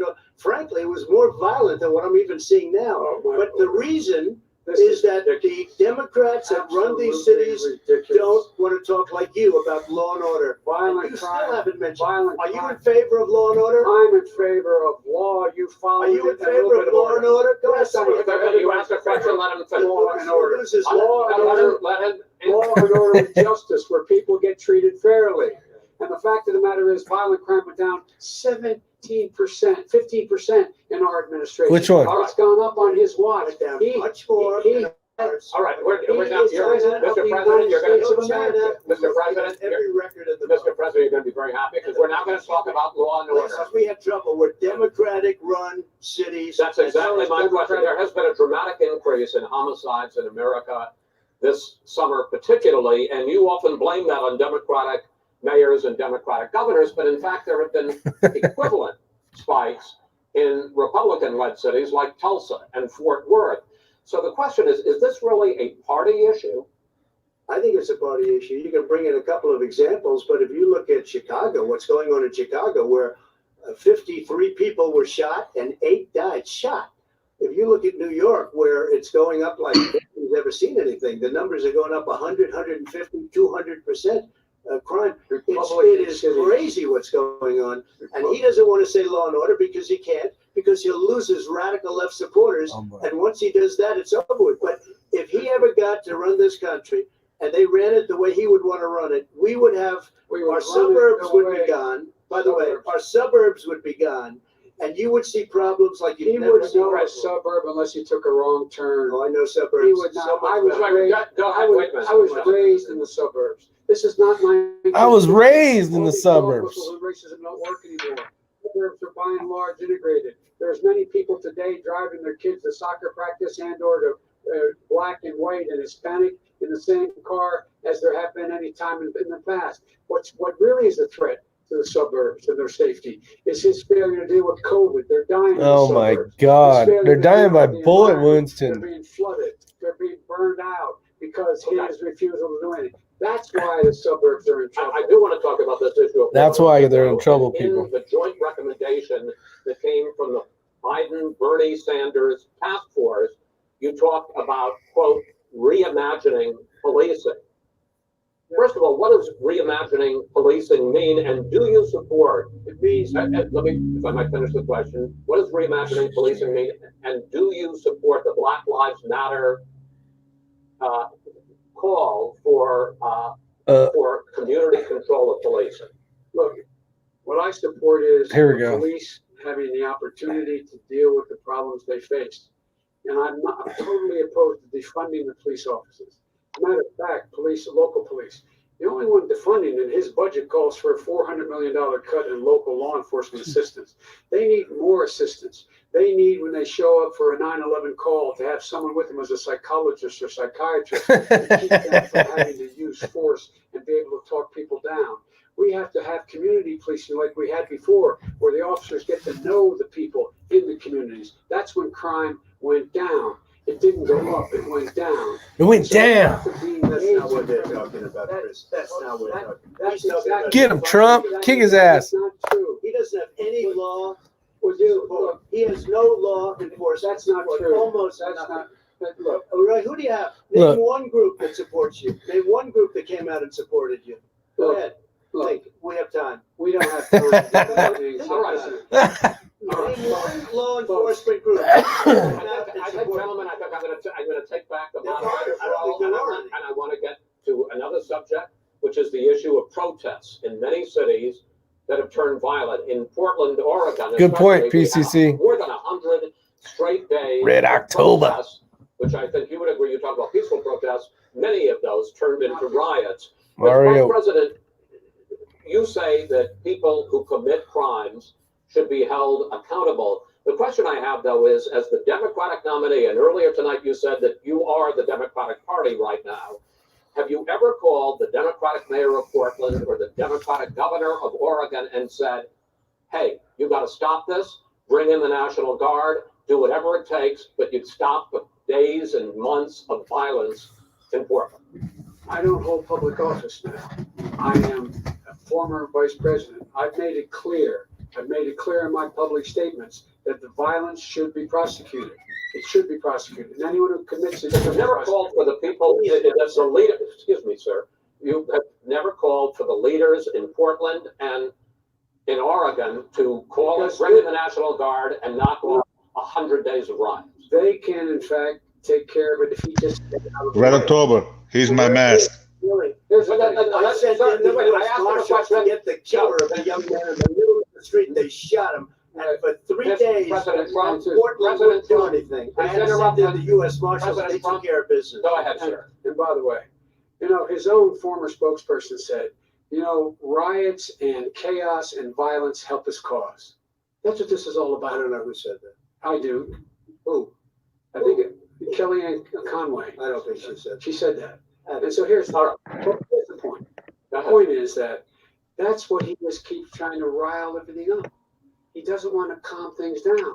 Instead of going in and talking to people and saying, let's get everybody together, figure out how to deal with this. What's he do? He just pours gasoline in the fire constantly and every single solitary Okay, time. and to end this, button up this segment, I'm going to give you a minute to answer, sir. You have repeatedly I criticized. have to answer his No, stuff. you have Mistake? repeatedly. Wait, You have just repeatedly. one No, second. you been talking You back made and a forth. statement. I'm asking you. I would love to you know, end it. sir. I would love to end it. You know, if you want to switch seats, we could very quickly. We could do that. But I'm saying the National Guard, it would be over. There'd be no problem. Okay. But they don't want to accept the National Guard. You have repeatedly criticized the vice president for not specifically calling out Antifa and other left-wing That's right. extremist groups. But are you willing tonight to condemn white supremacists and militia groups Sure. and to say that they need to stand down and not add to the violence in a number of these cities, as we saw in Kenosha and as we've seen in You do that. But do it. I Go would ahead, say, sir. I would see is from the left wing, not from the right wing. But what are you saying? I'm willing to do anything. I want to see Well, peace. then do it, sir. Say it. Do it. Say it. You want to call them? What do you want to call them? Give me a name. Give me a White name. supremacists and What would you like me to white condemn? supremacists and right Proud Boys, stand back and stand by. But I'll tell you what. Somebody's got to do something about Antifa and the left, because this is not a right-wing problem. This is a left-wing problem. White supremacists. Antifa's an idea, not an Oh, organization. you got it. Not militia. That's what his It's an idea. FBI. Antifa an idea? Oh, You know what? they're in every college. We're going to the next. When a bat hits you over the head, that's not an idea. Everybody in Antifa your is bad. administration tells you the truth is that's a bad idea. Can I tell you what? You have no idea. Antifa is a dangerous All right, radical gentlemen, we're group. now moving on to the Trump You and gotta be Biden careful records. with them. They'll overthrow you. When a president, I'm going to ask a question. When the president seeks a second term, it is generally a referendum on his record. But Vice President Biden, you like to quote one of your dad's sayings, which is, "Don't compare me to the Almighty, compare me to the alternative." And in this case, sir, you are the alternative. Looking at both of your records, I'm going to ask each of you, why should voters elect you president over your opponent? In this segment, President Trump, you go first, 2 minutes. Because there has never been an administration or president who has done more than I've done in a period of 3.5 years. And that's despite the impeachment hoax. And you saw what happened today with Hillary Clinton, where it was a whole big con job. But despite going through all of these things, where I had to fight both flanks and behind me and above, there has never been an administration that's done what I've done. The greatest, before COVID came in, the greatest economy in history, lowest unemployment numbers. Everything was good. Everything was going. And by the way, there was unity going to happen. People were calling me for the first time in years. They were calling and they were saying, it's time maybe. And then what happened? We got hit, but now we're building it back up again. A rebuilding of the military, including Space Force and all of the other things. A fixing of the VA, which was a mess under him. 308,000 people died because they didn't have proper health care. He was a mess. And we now got a 91% approval rating at the VA, our vets. We take care of our vets. But we've rebuilt our military. The job that we've done, and I'll tell you something, some people say maybe the most important. By the end of the first term, I'll have approximately 300 federal judges and Court of Appeals judges, 300, and hopefully 3 great Supreme Court justices. That is a record, the likes of which very few people, and you know one of the reasons I'll have so many judges, because President Obama and him left me 128 judges to fill. When you leave office, you don't leave any judges. That's like, you just don't do that. They left 128 openings, and if I were a member of his party, because they have a little different philosophy, I'd say if you left us 128 openings, you can't be a good president. You can't be a good vice president. But I want to thank you because it gives us almost, it'll probably be above that number by the end of this term. 300 judges. It's a record. Looking at both your records, why should voters elect you president as opposed to President Trump? You have 2 minutes uninterrupted. Under this president, we become weaker, sicker, poorer, more divided, All right. more violent. When I was vice president, we inherited a recession. I was asked to fix it. I did. We left him a booming economy, and he caused the recession. Chosen idiot. Antifa. I've gone head to head with Putin and made it clear to him we're not going to take him to the truck. He's Putin's puppet. You better fire that guy. Saying anything to Putin about the bounty on the heads of American soldiers. His son got No. $1 billion. D. Young. By the way, Mr. My President, son, wait a minute. Mr. President, your campaign agreed to both sides would get 2-minute answers uninterrupted. Well, your side agreed to it. He left Trump booming economy. What a fucking joke. Okay, sir? You never keep your word. Yeah. No, I'm not asking. That was a rhetorical question. Go ahead, back 30 seconds. Yeah, yes, you may have. All right. Go ahead. So, thirdly, we're poor. The billionaires have gotten much more wealthy by a tune of over $300 to $400 billion more just since COVID. You in the home, you got less. You're more violent. When we were in office, 15%. That's funny shit there, Daniel. He's president of the United States. Please don't forget to hit the thumbs up button, everybody. More divided. The nation can't stay divided. We can't be this way. And speaking of my son, the way you Come on, Obama and Biden divided the country the most. being losers and being and just being suckers. My son was in Iraq. He spent a year there. He got the Bronze Star. He got the Conspicuous Service Medal. You sure? He was not a loser. He was a drug addict. And the people wait. behind there were heroes. Yeah, I'm sure he did a lot of fighting over there. My son, Bo Biden, you're talking about. I don't know, Bo. I know Hunter got thrown out of the military. He was thrown out, dishonorably discharged. That's not your Cocaine use. And he didn't have a job until he became vice president. What part of that country? He made a fortune in Ukraine, in China, in Moscow. That is simply various other places. That's simply not true. my son, and he didn't have a Fake news. Like a lot of people we know at home. Drug problem. He's overtaken it. He's fixed it. He's worked on it, and I'm proud of him. But what I was proud of my son, I'm proud of my son for taking a bunch of money he doesn't deserve.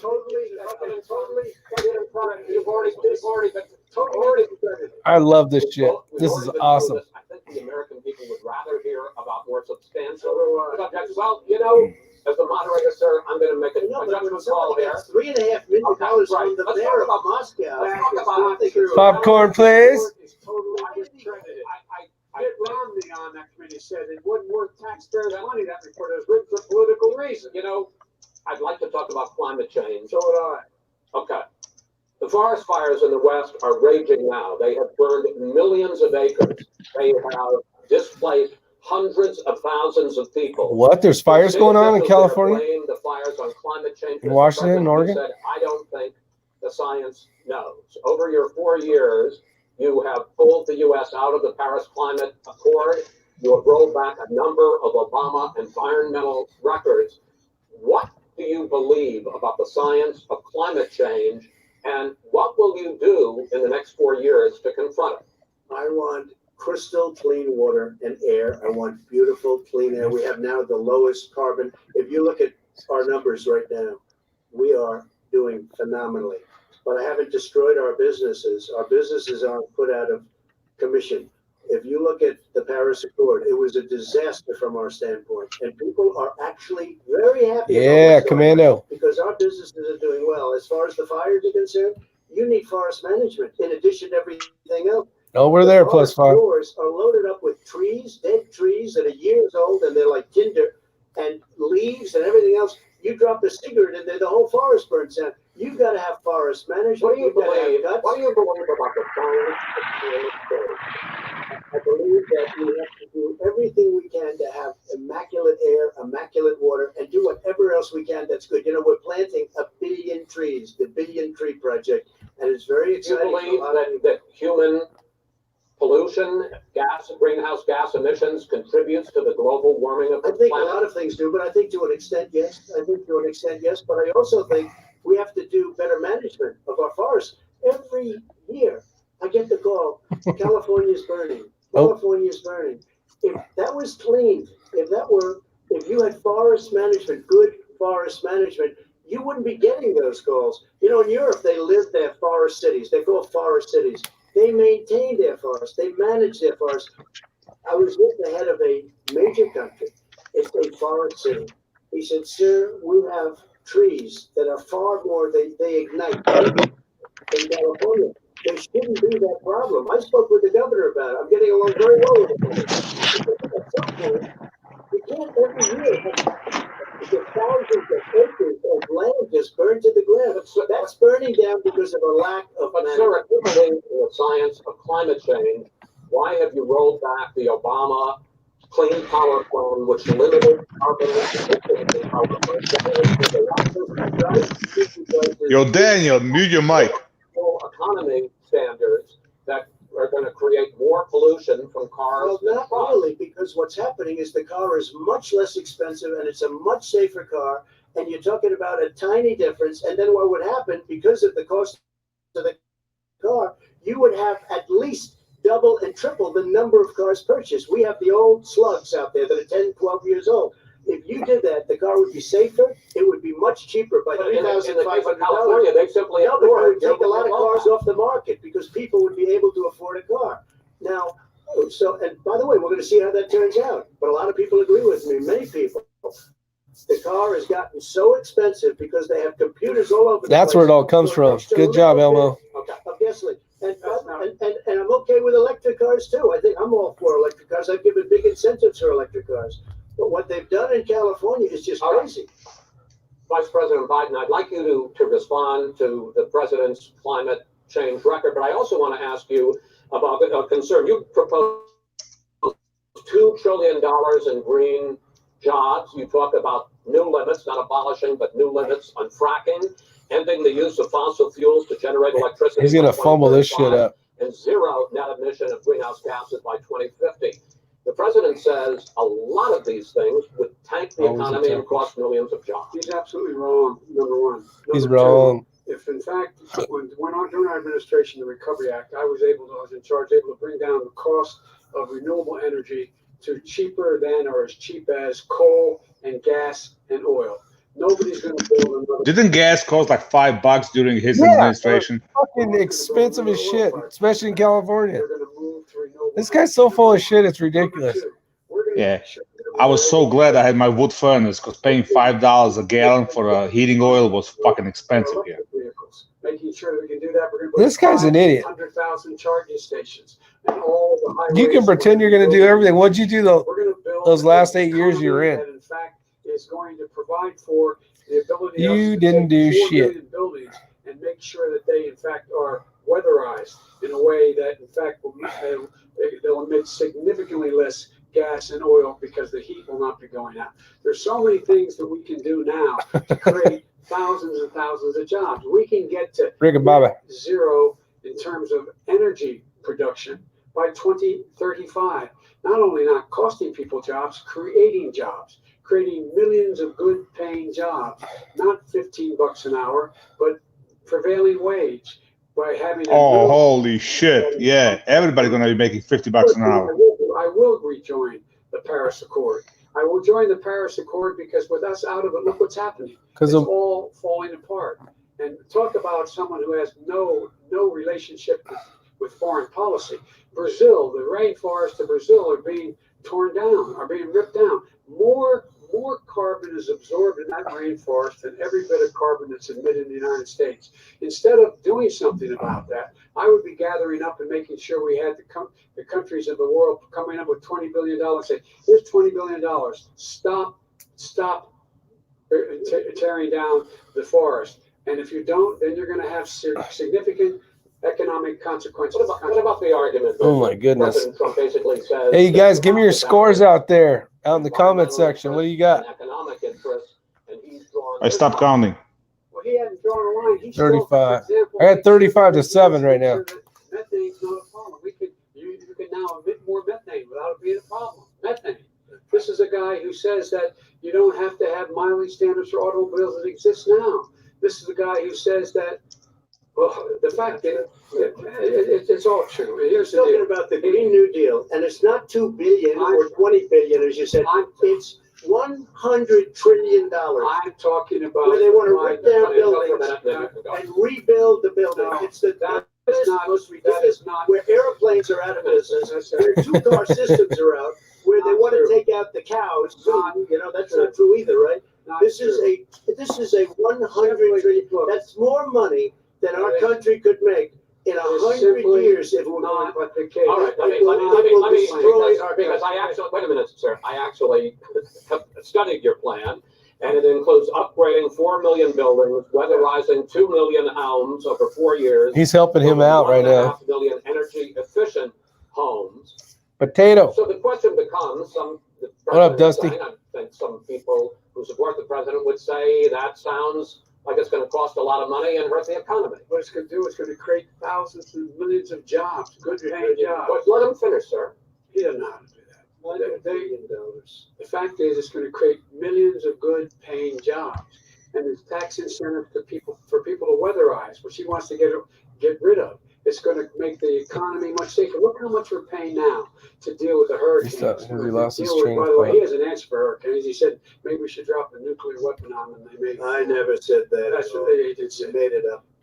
And here's the deal. Fake news. We're Fake going to news. be in a position where we can create hard, good jobs by making sure the environment is clean and we all are in better shape. We spend billions of dollars now, on floods, hurricanes, rising seas. We're in real trouble. Look what's happened just in the Midwest with these storms that come through and wipe out entire sections and counties in Iowa. They didn't happen before. They're because of global warming. Oh, We make up 15% of the world problem. We, in fact, 15%. The rest of the world, we got to get them to come along. That's why we have to get back into the Paris Accord. All right, gentlemen. Wait a minute, Chris. So why didn't he do it for 47 years? You were vice president. Why didn't you get the world? China sends up real dirt into the air. Russia does. India does. They all do. We're supposed to be good. And by the way, he made a couple of statements. The Green New Deal is $100 trillion. That's not my plan. That's Green New Deal. That was a combo, big time. Gentlemen, He made a statement about the military. He said I said something about the military. He and his friends made it up, and then they went with it. I never said it. okay. That is What right. he did was he You're done in said this segment. he called the Mr. military Vice President. stupid bastards. Ah! Please, Sir, stop. I would never I say would that. stop. Play it. Go ahead. You're Mr. on Vice tape. President answered his final question. The final question is, I can't remember which of all was granted. Oh, he shouldn't have said that. You can't remember shit anyways, Joe. The economy. Daniel, move over a little bit so you can get your head out of the six. There you go, buddy. Will pay Now you're for happy. itself as we move forward. You're not going to build plants that, in fact, are great polluting plants. Do you You're going to support build. the Green New Deal?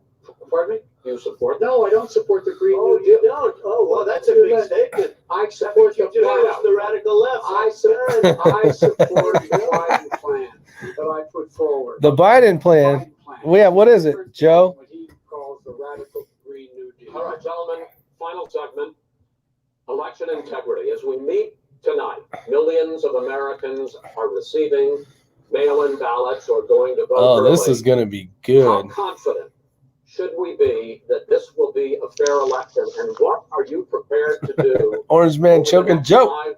5+ weeks, because it'll not only be to election day, but also counting some ballots, mail-in ballots after election day. What are you prepared to do to reassure the American people that the next president will be the legitimate winner of this election? In this final segment, Mr. Vice President, you go first. Prepared to let people vote. They should go to iwillvote.com. Decide how they're going to vote, when they're going to vote, and what means by which they're going to vote. His own Homeland Security Director, and as well as the FBI Director, says there is no evidence at all that mail-in ballots are a source of being manipulated and cheating. They said that. The fact is that there are going to be millions of people because of COVID that are going to be voting by mail-in ballots, like he does, by the way. Oh, in He sits person. behind the Resolute desk and sends his ballot to Florida. Number one. Number two, we're going to make sure that those people who want to vote in person are able to vote, because enough poll watchers are there to make sure they can socially distance. The Pole polls are open dancers. on time, and the polls stay open until the votes are counted. And this is all about trying to dissuade people from voting, because he's trying to scare people into thinking that it's not going to be legitimate. Show up and vote. You will determine the outcome of this election. Vote, vote, vote. If you're able to vote early in your state, vote early. If you're able to vote in person, vote in person. Vote whatever way is the best way for you, because he cannot stop you from being able to determine the outcome of this election. And in terms of whether or not, when the votes are counted and they're all counted, that will be accepted. If I win, that will be accepted. If I lose, it'll be accepted. But by the way, if in fact he says he's not sure what he's going to accept, well, let me tell you something. It doesn't matter, because if we get the votes, it's going to be all over. He's going to go. He can't stay in power. It won't happen. It won't happen. So vote. Just make sure you understand you have it in your control to determine what this country's going to look like the next 4 years. Yeah, vote in person, Pistol Pete. 4 more years of his lives. Mr. President, 2 minutes. So when I listened to Joe talking about a transition, there's been no transition from when I won. I won that election. And if you look at crooked Hillary Clinton, if you look at all of the different people, there was no transition, because they came after me trying to do a coup. They came after me spying on my campaign. They started from the day I won, and even before I won, from the day I came down the escalator with our First Lady. They were a disaster. They were a disgrace to our country. And we've caught them. We've caught them all. We've got it all on tape. We've caught them all. And by the way, you gave the idea for the Logan Act against General Flynn. You better take a look at that, because we caught you in a sense. And President Obama was sitting in the office. He knew about it too. So don't tell me about a free transition. As far as the ballots are concerned, it's a disaster. A solicited ballot, okay, solicited is okay. You're soliciting, you're asking, they send it back, you send it back. I did that. If you have an unsolicited, they're sending millions of ballots all over the country. There's fraud. They found them in creeks. They found some with the name Trump, just happened to have the name Trump just the other day in a waste paper basket. They're being sent all over the place. They sent 2 in a Democrat area. They sent out 1,000 ballots. Everybody got 2 ballots. This is going to be a fraud like you've never seen. The other thing, it's nice on November 3rd, you're watching and you see who won the election. And I think we're going to do well, because people are really happy with the job we've done. But you know what? We won't know. We might not know for months. Damn it, boy. Because these ballots are going to be all over. Take a look at what happened in Manhattan. Take a look at what happened in New Jersey. Take a look at what happened in Virginia and other places. They're not losing 2%, 1%, which, by the way, is too much. An election could be won or lost with that. They're losing 30 and 40%. It's a fraud. It's a shame.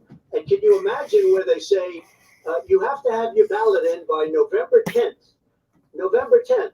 That means that's 7 days after the election, in theory, should have been announced. Okay. We have major states with that. Sir, All run by Democrats. 2 minutes. Yep. All run by Democrats. It's President Trump, you're going to Must be over almost. You have been charging for months that mail-in balloting is going to be a disaster. You say it's rigged, that it's going to lead to fraud. But in 2018, in the last midterm election, 31 million people voted mail-in voting. That was a quarter, more than a quarter of all the voters that year cast their ballots by mail. Now that millions of mail-in ballots have gone out, what are you going to do about it? And are you counting on the Supreme Court, including a Justice Barrett, to settle any dispute? Yeah, I think I'm counting on them to look at the ballots, definitely. I hope we don't need them in terms of the election itself. But for the ballots, I think so. Because what's happening is incredible. I read today where at least 1% of the ballots for 2016 were invalidated.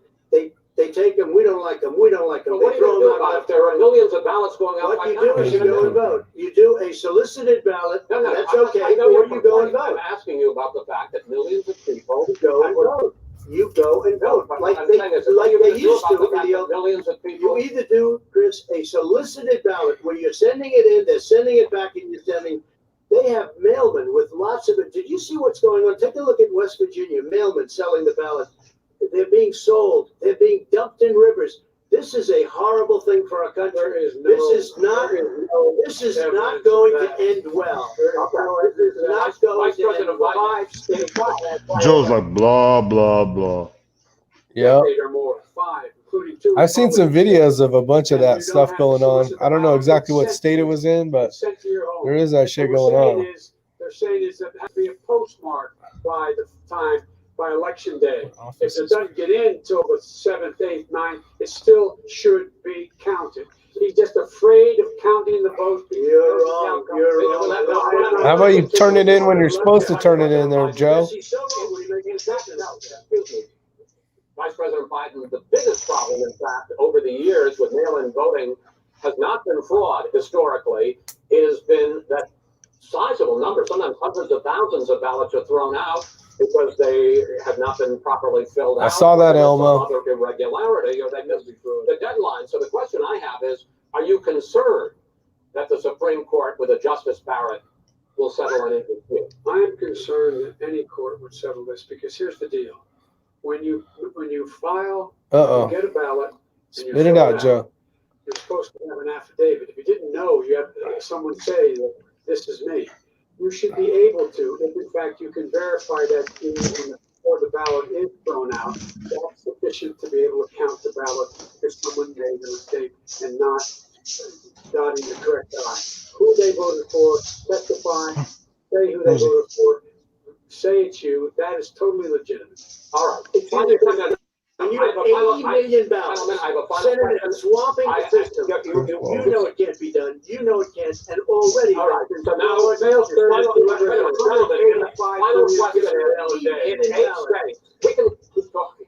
In 8 states, election workers are prohibited from by law. 8 states from even beginning the process ballots, even take them out of the envelopes and flatten them until election day. That means that it's likely, because there's going to be a huge increase in mail-in balloting, that we are not going to know on election night who the winner is, that it could be days, it could be weeks, it could be months, until we find out who the new president is. So first for you, sir, finally for the vice president, I hope neither of you will interrupt the other. Will you urge your supporters Probably not. to stay calm during this extended period, not to engage in any civil unrest? Night, Commando. It's almost over, buddy. That you will not declare victory until the election has been independently certified. President Trump, you I'm go urging first. my supporters to go into the polls and watch very carefully, because that's what has to happen. I am urging them to do it. As you know, today there was a big problem. In Philadelphia, they went in to watch. They're called poll watchers, a very safe, very nice thing. They were thrown out. They weren't allowed to watch. You know why? Because bad things happen in Philadelphia, bad things. And I am urging my people. I hope it's going to be a fair election. If it's a fair election, I am 100% on board. But if I see tens of thousands of ballots being manipulated, I can't go along with that. And I'll tell you what, from a common sense, does that mean I'll tell you what it means. people to take to It means you have a fraudulent election. You're sending out 80 million ballots. They're not equipped to, these people aren't equipped to handle it, number one. Number two, they cheat. They cheat. Hey, they found ballots in a waste paper basket 3 days ago, and they all had the name military ballots. They were military. They all had the name Trump on them. Vice President You think that's good? Biden, Vice President Biden, final question for you. Will you urge your supporters to stay calm? Good to hear, Apple. And will Appleby. you pledge not to declare victory until the election is independently certified? Yes. Here's the deal. We count the ballots, as you pointed out. Some of these ballots in some states can't even be opened until election day. And if there's thousands of ballots, it's going to take time to do it. And by the way, our military, they've been voting by ballots since the end of the Civil War, in effect. And that's what's going to happen. Why was it not? Why is it for them somehow not fraudulent? It's the same process. Good point. It's honest. No one has established at all that there is fraud related to mail-in ballots. That somehow it's a fraudulent process. It's already been established. Take a look at Carolyn Maloney's race. You had an opportunity to Look at Carolyn respond. Maloney. They have no idea what Vice happened. President Biden, go ahead. He has no idea what he's talking about. Here's the deal. The fact is, I will accept it, and he will too. You know why? Because once the winner is declared, after all the ballots are counted, all the votes are counted, that'll be the end of it. That'll be the end of it. And if it's me, in fact, fine. If it's not me, I'll support the outcome. And I'll be a president not just for the Democrats. I'll be a president for Democrats and Republicans.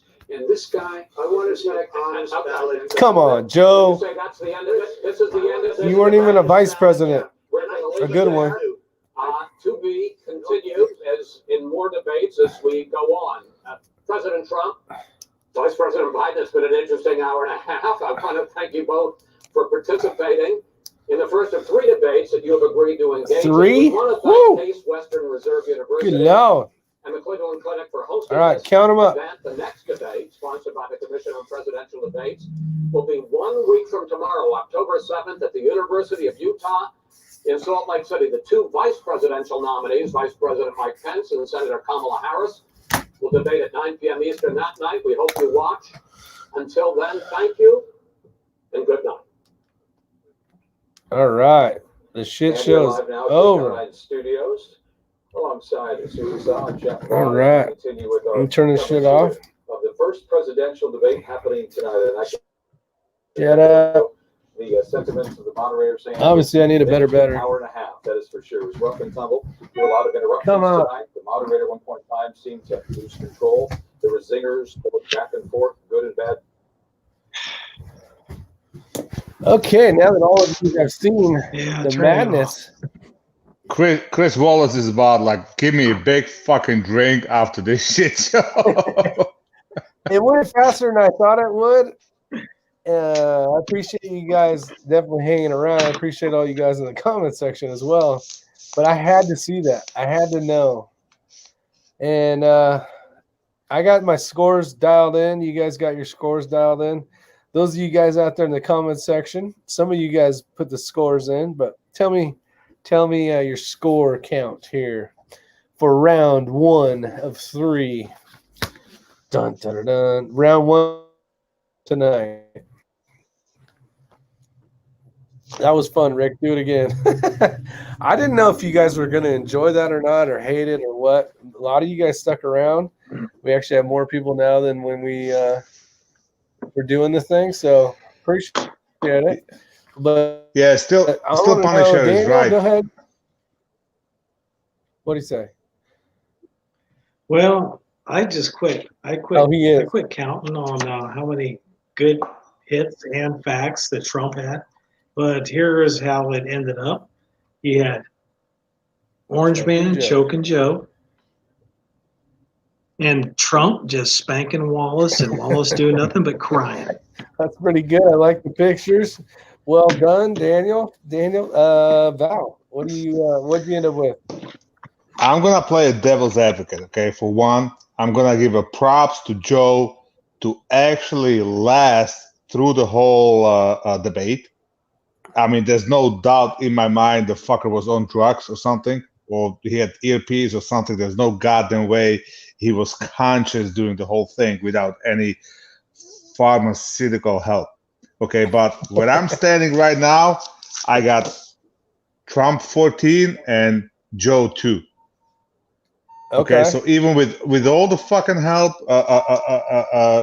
Biden was just a schoolgirl. He was just getting spanked by the Trump like a schoolgirl.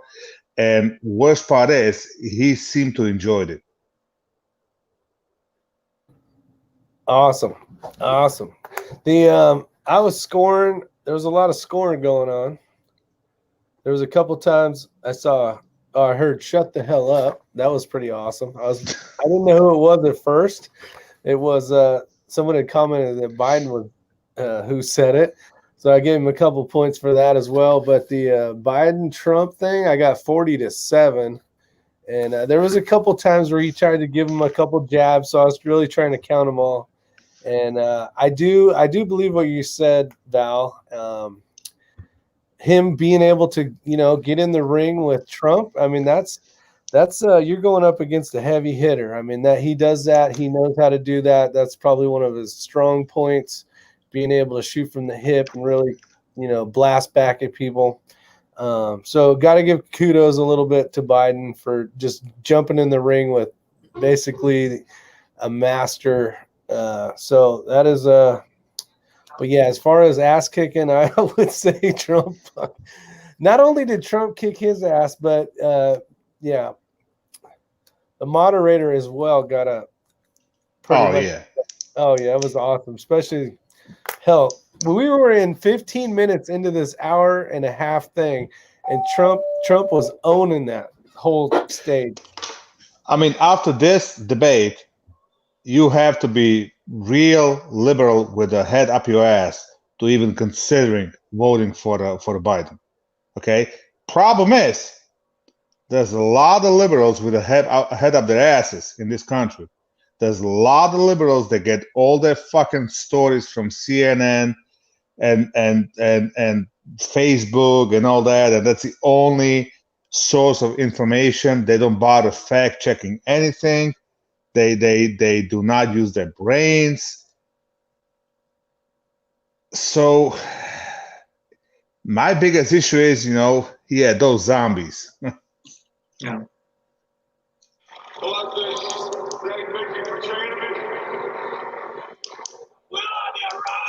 What was some of the highlights for you, Daniel? What was the things that you're like, oh yeah, that was good? Oh man, when he was going up, asking about how the race relationships were, and Trump was just bringing up Biden's past record, all the way back.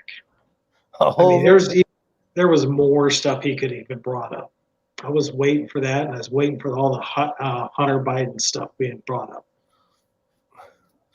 Yeah, and I'm so glad that did come up. And then he tried to talk about his son, and Trump turned it over to the freaking Hunter Biden and all that stuff. It was a freaking ass whooping. It was good. I gotta say, I've been waiting for this day for a while now, and I am glad that Biden was willing to get out of the basement and get up on the platform and talk. Well, I want to tell you right now, tomorrow in MSN and CNN, they're going to talk about how Trump was a bully picking on Biden's family. Yeah, no, I believe that there's going to be a lot of bullying words and everything that basically is the same thing as bullying, and there will be that. But he owned that stage like nobody's business. So yeah, but imagine all the memes we're gonna wake up to tomorrow. Oh, it's gonna be out of control. It's gonna be fun. Oh, you're going to start seeing it tonight. Carrying water for the Socialist Party. What's up? No, man? I love the part about the Green New Deal and the global warming, and Trump turns around and goes, "Well, you had 47 years to do something about it." Yeah, that was a good kick right there. That was awesome. That was fun. And that's the thing, when you're in politics for 47 years and you really got nothing to show for it, you're gonna get, they're gonna use it against you. Not only that, but if you think about it, he's been there for 47 years. Okay, you had no idea who he is until Obama picked him for a VP. So he's he was the weakest VP I've ever seen. No, he's like a extra in the movie. Okay, so the extra in the movie, the whole key to being an extra is to be invisible. Don't show your face, all that. This way they keep calling you for the roles, for being extra. So that's what he was. He wasn't in politics. He was invisible. Yeah, I don't know. It was fun. It was definitely a good night. I mean, I had a blast listening to that stuff. The guys were watching it out in the other room. I could hear them kind of cheering here and there. Now, conservative sniper hunters, he's got a really good point in that comment. I'm going to click it right now. My personal opinion is the last 4 years, we had a reprieve, a break, a timeout. If Trump gets elected again, we'll have another 4 years of timeout. But after that, it's going to go completely to hell. Exactly. That's the problem. We had a timeout, but then they invented COVID. Now, I'm not discounting COVID and all that, but COVID is nothing but a fucking glorified flu. Okay, somebody pointed out on the internet that if you don't wear a mask, blah blah blah. Why don't you sign the paper that if there's no room in the hospital, they can move you on a hallway. If there's no ventilator, then you don't get one. I'm like, hell yeah, I got no issues with that. I got 0.03% chance to die of that shit. I'll take that risk any day of any time. I'm refusing living in a fear for the rest of my life. That's it. Okay. So we had the greatest economy for the 3.5 years. He was trying to bring all that shit down, and then the COVID hit, and boom, whatever he didn't borrow because he didn't want to, he was forced to do because of the COVID. So, and we're back to square one. And like Daniel said, yes, if he's gonna win, hopefully it's not if, but once he's gonna win. Okay, we got 4 more years, but what's gonna happen after? He's just gonna slow down the inevitable. I mean, we keep No, borrowing the shit. The shit's going. I mean, we can't we'll sustain. have Candace Reigns, or we'll have Candace Reigns. Then we'll have Candace Owens, or we'll have one of the. Oh, I'll Trump. vote for her today. Yeah, I mean, If we're supposed to have a first black female president, I will vote for her any time of the freaking day. hell yeah, she would kick ass. Oh She yeah. would kick ass. I'll take, or any of Trump's kids. They could do it. I mean, bottom line is this country needs to be run like a business. It can be political. I mean, the way we've been going since last 30, 40 years, it was all downhill. You know, I mean, we pretty much after Reagan, everything was fucking downhill. It was just borrowing the shit, we borrowing the money from the future generations, and you can't do that forever. It just there's only so much, you know, and so many people kind of got caught up in that, and they're like, okay, if I can't help it, might as well make money off it. You know? Okay, so what did Joe Biden say about Antifa? Basically, they were just a normal organization. He he said it's they're an an idea. Okay, They're well, not- go. I want, not right this second, but if you actually type in Antifa.com, it goes straight over to Joe Biden and Spread Eagle Kamala Harris's website.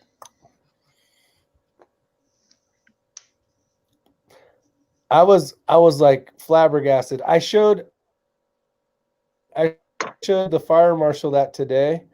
She typed it in on her phone at lunch, and her mouth basically dropped. She could not believe, if you type in Antifa.com, it goes straight over to Biden. So for those of you guys that want to try it, it's real. It's crazy. I can do it right couldn't now. believe the shit myself. It's crazy. Antifa.com. Let's see. The fake news will instantly call a win for Biden. Yep. Yeah. Well, Biden already won before the votes are even in. President Yeah, needs to pretty worry much. about foreign adversaries, not LGBT issues. Yeah, but this is the problem. You have to talk to your kids. You have to educate your kids, okay? Because the kids are future voters. My son's 20 years old. He couldn't vote in the last election. He's going to be voting in this election, okay? I'm not going to tell him who to vote, but hopefully he's got a right head, since I'm trying to raise him right. My daughter, she's 16. She's being skewed. She's being skewed by the bullshit in the social media, by the bullshit in a school and whatnot. And they barely teach them anything about Constitution. Okay, so there's so much shit she's missing, and it's been like, I'm trying to mold her, but good luck with that. She's a 16-year-old girl, so. Yeah. Well, we can only do what we can do. Hey, Chico Wise. Where's Chico? There he is. What the What hell? the hell?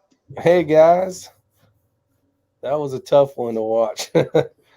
Yep. That was. Yeah, Emerald's got a good point. Ivanka Trump and Ken Owens for the president after Trump. I mean, yes. I mean, unless for the next decade plus, we're gonna get somebody in the office that's gonna try to run the country like a business and turn the profit, shit ain't gonna happen. And biggest thing is, we need to figure out how to pass term limits for the Congress. That's the biggest issue. We need the term limits. We cannot have a Pelosi there for 40 years. We cannot have a Biden for 47 years. We cannot have a Schumer there for fucking 40 something years. And there they are at the end of their life. Okay, they both look like a crypt keepers about to fucking die, and they're still trying to ruin your life. Yeah. I mean, come on. Still ruining your life. What are you talking about? I mean, to get our country back, it's going to take decades. To actually, when we just stand up seriously to our local and federal governments and schools, it's going to take decades to get the country back on track. Well, it's either going to take a decade, or it's going to take a really drastical thing Drastic? happening. What the hell's Yeah, drastic? something drastic gonna happen, like a not full blown civil war, but something. I mean, people laugh at me when I say that, but did you ever watch the Designated Survivor, the movie? The not the movie. It's like a series. Designate. Oh yeah, Yeah. yeah with Jack Bauer guy. Yeah. So I don't know watch his real watch name. watch that series, because it kind of portrays like basically what it did in a series is whenever a president has a, what's it called, the Jesus Christ, Continuity of government drills. no, when he has that the big ass speech, and the whole Oh, okay. government. State of the nation. Yes, yeah. So the whole government's over there. So basically, what happens at the same token, they keep one member of the cabinet somewhere away in case something happens to the entire government, and that's what happens. Somebody blows up the Capitol building, and everybody dies. So this guy just watches the Capitol building blow up. I'm like, holy shit! There goes the entire government, entire Congress. I'm the president. I'm the Congress. I'm everything. So the whole Yeah. movie kind of around not the movie, the series is around Yeah, that, and all these things happen where he has to make these decisions that normally yeah, he's but like, it just, but the whole thing kind of unravels. Basically, it happens that bunch of patriots just had enough of the big government and all that, and there was military involved, big generals and all that. It's just, you got to watch it. It's interesting take on a what could happen basically. Well, I mean, who's been really promoting separation between not just the races but the party? Look at Pelosi doing at the State of the Unions. Her clap. Are they ripping up the speeches behind the president? Total disrespect. They've been promoting this violence, and now we have violence and riots on the street and people getting shot. I mean, if you were a conservative, moral person, people get out there and vote, because this November is going to be a rough one. And I just want to see all these CNNs and all these other people crying like they did 4 years ago. Yeah, and I will say, to answer Tim Davis's comment about the forest management in California, so most of you guys know I'm in California. I work in the fire service. No shit. A lot of that is not on the state of California, or the funding for that kind of stuff. So basically, you have state lands, forest lands, and then there's other lands, public lands, kind of stuff. The problem is when the Forest Service wants to do a controlled burn somewhere, so they want to do, I don't know, say 1 million acres, right, to get rid of the all the under foliage and everything, kind of clean up the forest. They'll say, we'll let you do 500 acres. And then this is years, and then between all the smog, all the AQMD stuff was basically just, no, you guys can't burn, you got to wait till this, and then that never happens, and then on and years and years. Back in the day and in other places, if it was a lightning fire, they would let it do its natural course as long as it wasn't burning any homes and stuff like that. And the fuels have gotten very thick and heavy, and they are crazy fires right now, as they are every year. We basically break new records every year. Larger fires, more devastation, more fatalities, blah blah blah blah blah. Unfortunately, but that is the case. It's not that they don't want to clean up the forest. It's either funding or lack of ability to. And we have a lot more homes in the middle of nowhere now. People are trying to, go into the woods and live out more of a rural areas. And when there's houses in the way, we got to try to stop the fire. So there's a lot more devastation than there was back in the day. So, well, you said funding. Who's in charge of that funding? Basically at the end of the day, the Fed comes from the federal money, goes to the feds to do the forest management stuff, and then the money goes to the state to do state stuff. And at the end of the day, it is what it is. Unfortunately, these fires. Okay, now explain me one thing. if you look at the West Coast and the way the everything is burning, how come all the fires stop at Canadian border? Because it's greener and shit up there. Oh, okay. Oh, All just right. a straight line where it stops? Yeah, pretty much. It's right there. No, I will say between what's up, Cookie? I was just watching the news after the debate. You're live right now, by the way. It's all right. It says 78% of the viewers 78% of the viewers. choose Biden. You're full of I shit. swear to God, that's what I just said. It said 75. How many? 78. 78% of the viewers chose Biden. You're out of control. Hey, listen, stand up and kick him in the balls. I'm gonna. No, I don't agree with I'm gonna. it. Yeah, he doesn't agree with I it. think but it's a big ass lie. I'm gonna throw something at him though for sure. That is called psyops. It's the same thing that's going on with the polling. Yep. The government is using, I mean, you have people in power that are using contractors to put news out, disinformation, to try to manipulate the election, just like they did in 2016. And then they're all sitting there crying come when the results come in. Yeah. You're going to see the same thing this year. I don't know. I'm looking at my Facebook feed and everybody's laughing at the fucking, so I guess it's all it's all about who you got in your friends. What were you watching? Were you I watching? don't know. It's just on whatever. Were you watching fake news? I guess. I don't know. It's whatever channel is on TV. Which news agency? They want to know. You got 51. We're down to 51 people want to know. Hey, tell that young recruit to come back when he's got all the information. That's right. Don't bring me a problem, damn it. Bring the answer. Bring me a solution. Holy shit. Somebody said he had the earpiece that's like 400 comments. Yeah, this, and whatnot. Like, I don't know who the hell said 78%, but yeah, good luck with that shit, because that's not what my Facebook feed shows. Yeah, but that's all fake news too. No, I'm just kidding.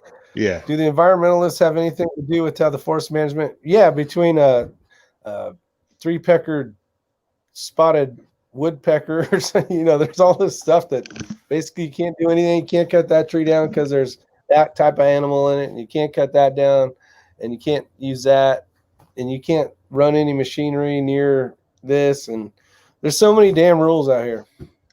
Hey, it's not just there, okay? When I'm building the two houses right now, it was a 7-acre lot. So back beginning of the year, I applied for a subdivision. I tried to split it into two lots, so I got the engineer. It cost me about 25 fucking grand. So I had to go to save some money. I went to town, all the board meetings I did myself. So they paid some agency at the city to do research.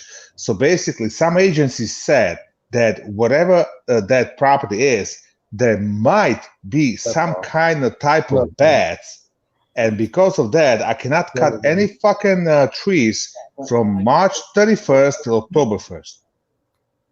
Oh, yeah. They didn't say there are bats. They said there might be bats.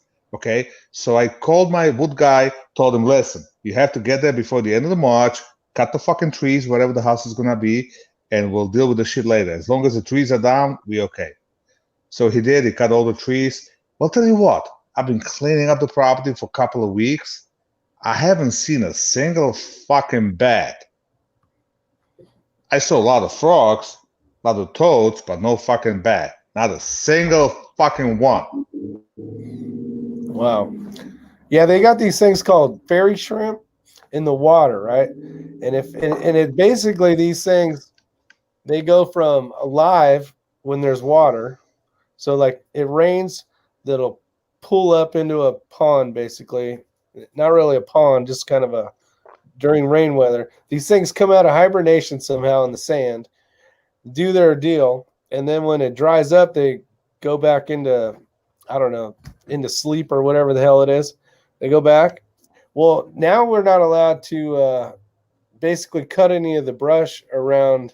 So when you see like this, like usually kind of an ovally shape where a pond would be, and it's got a bunch of weeds in it because you can't clean like certain areas, that's because of like the fairy shrimp. And then we got kangaroo rats. The only way to figure out if it's a kangaroo rat is if you kill it and then you have to dissect it, give it to a scientist in order to confirm that it was a kangaroo rat or a regular rat. So it's like all these things are making things, it's out of control. Then they got different birds that you can't mess with. And you got, like I said before, like a two-peckered butterflies and all sorts of just funky shit that it's out of control around here. And that's the reason why I moved to North Carolina. Ain't nobody got time for this no more. 31 years. Get me out of here. Done. Couple more months. Yep. I'm surprised it lasted that long. I got 2 more shifts after this one. That's it. That's it, Cook. 2 more. You only got 16 more days plus a couple. I don't have to see your ass again. It says President Trump is in debate with Chris Wallace as well as Biden. What the hell are you watching now? I'm trying to find this damn. He couldn't find the channel for some reason. Some gray-haired dude and 2 chicks talking about it. Gray-haired dude and 2 chicks. Anybody know what channel that is? Take the remote, hit info.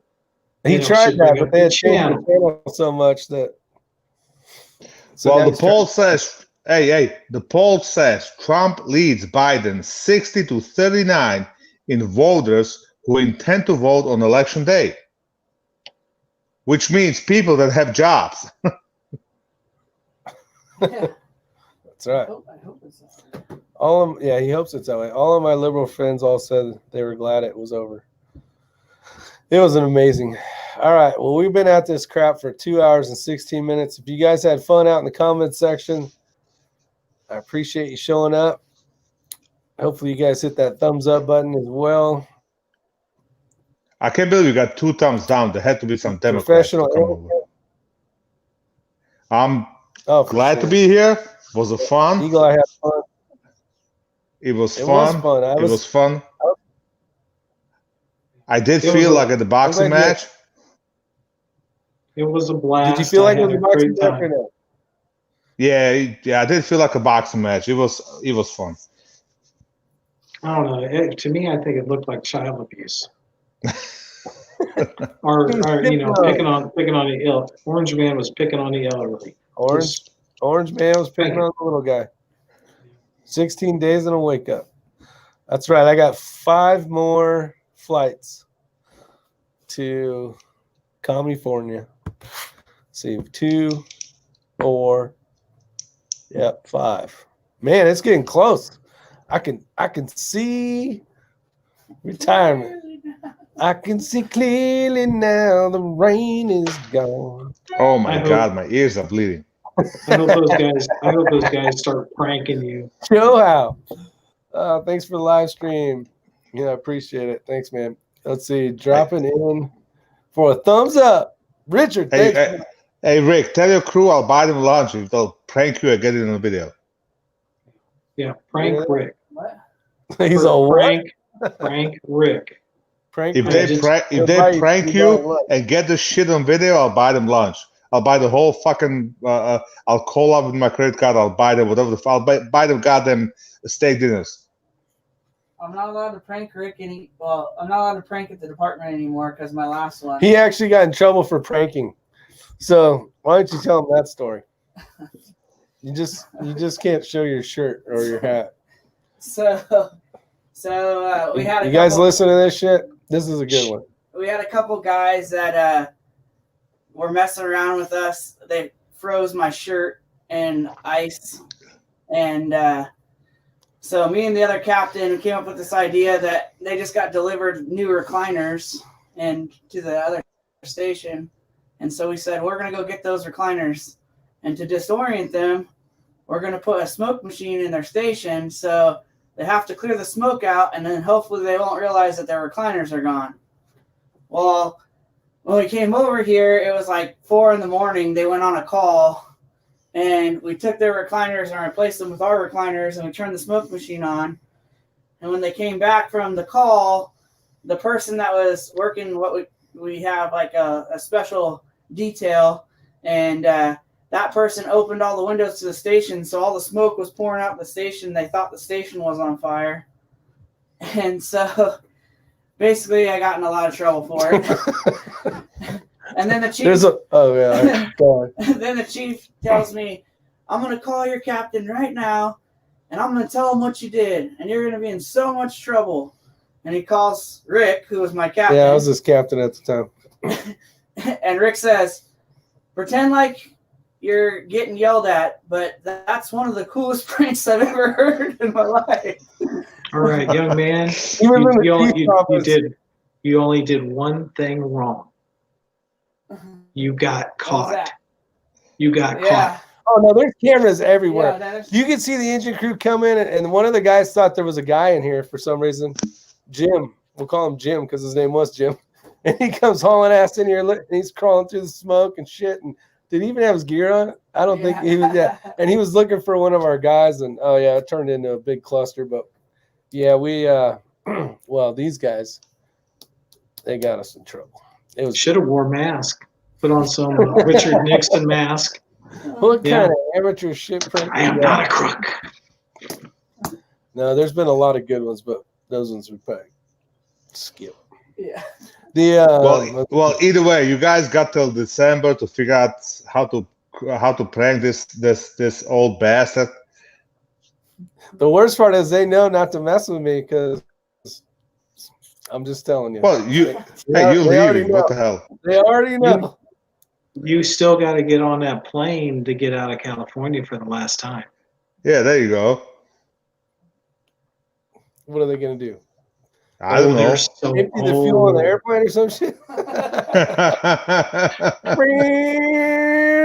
what you get for retiring. Call it a training exercise. Yep. Dwight Schrute. What kind of? How you getting to the airport there, Rick? Renting a car? Shuttle bus. No. No. I don't have a car in California. It costs too much even. No rental car. They banned Uber. Yeah, they banned Uber. And Lyft. And Lyft. Did they really? Yeah, because they don't provide insurance. It's on a stay right now. Oh, yeah.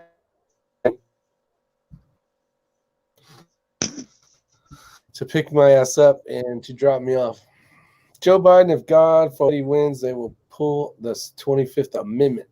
Emerald says, Rick, you need to get a fine started.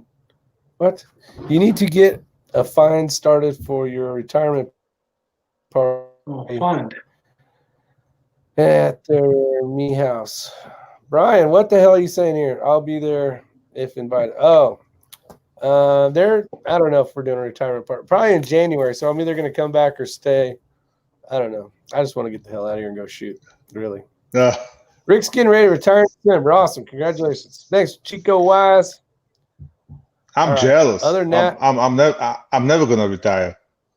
And Rick's only freaking couple years older than me, and he's getting retirement party and all the bullshit. I'm like, damn. Hey, retirement's not cracked up all it is, you know.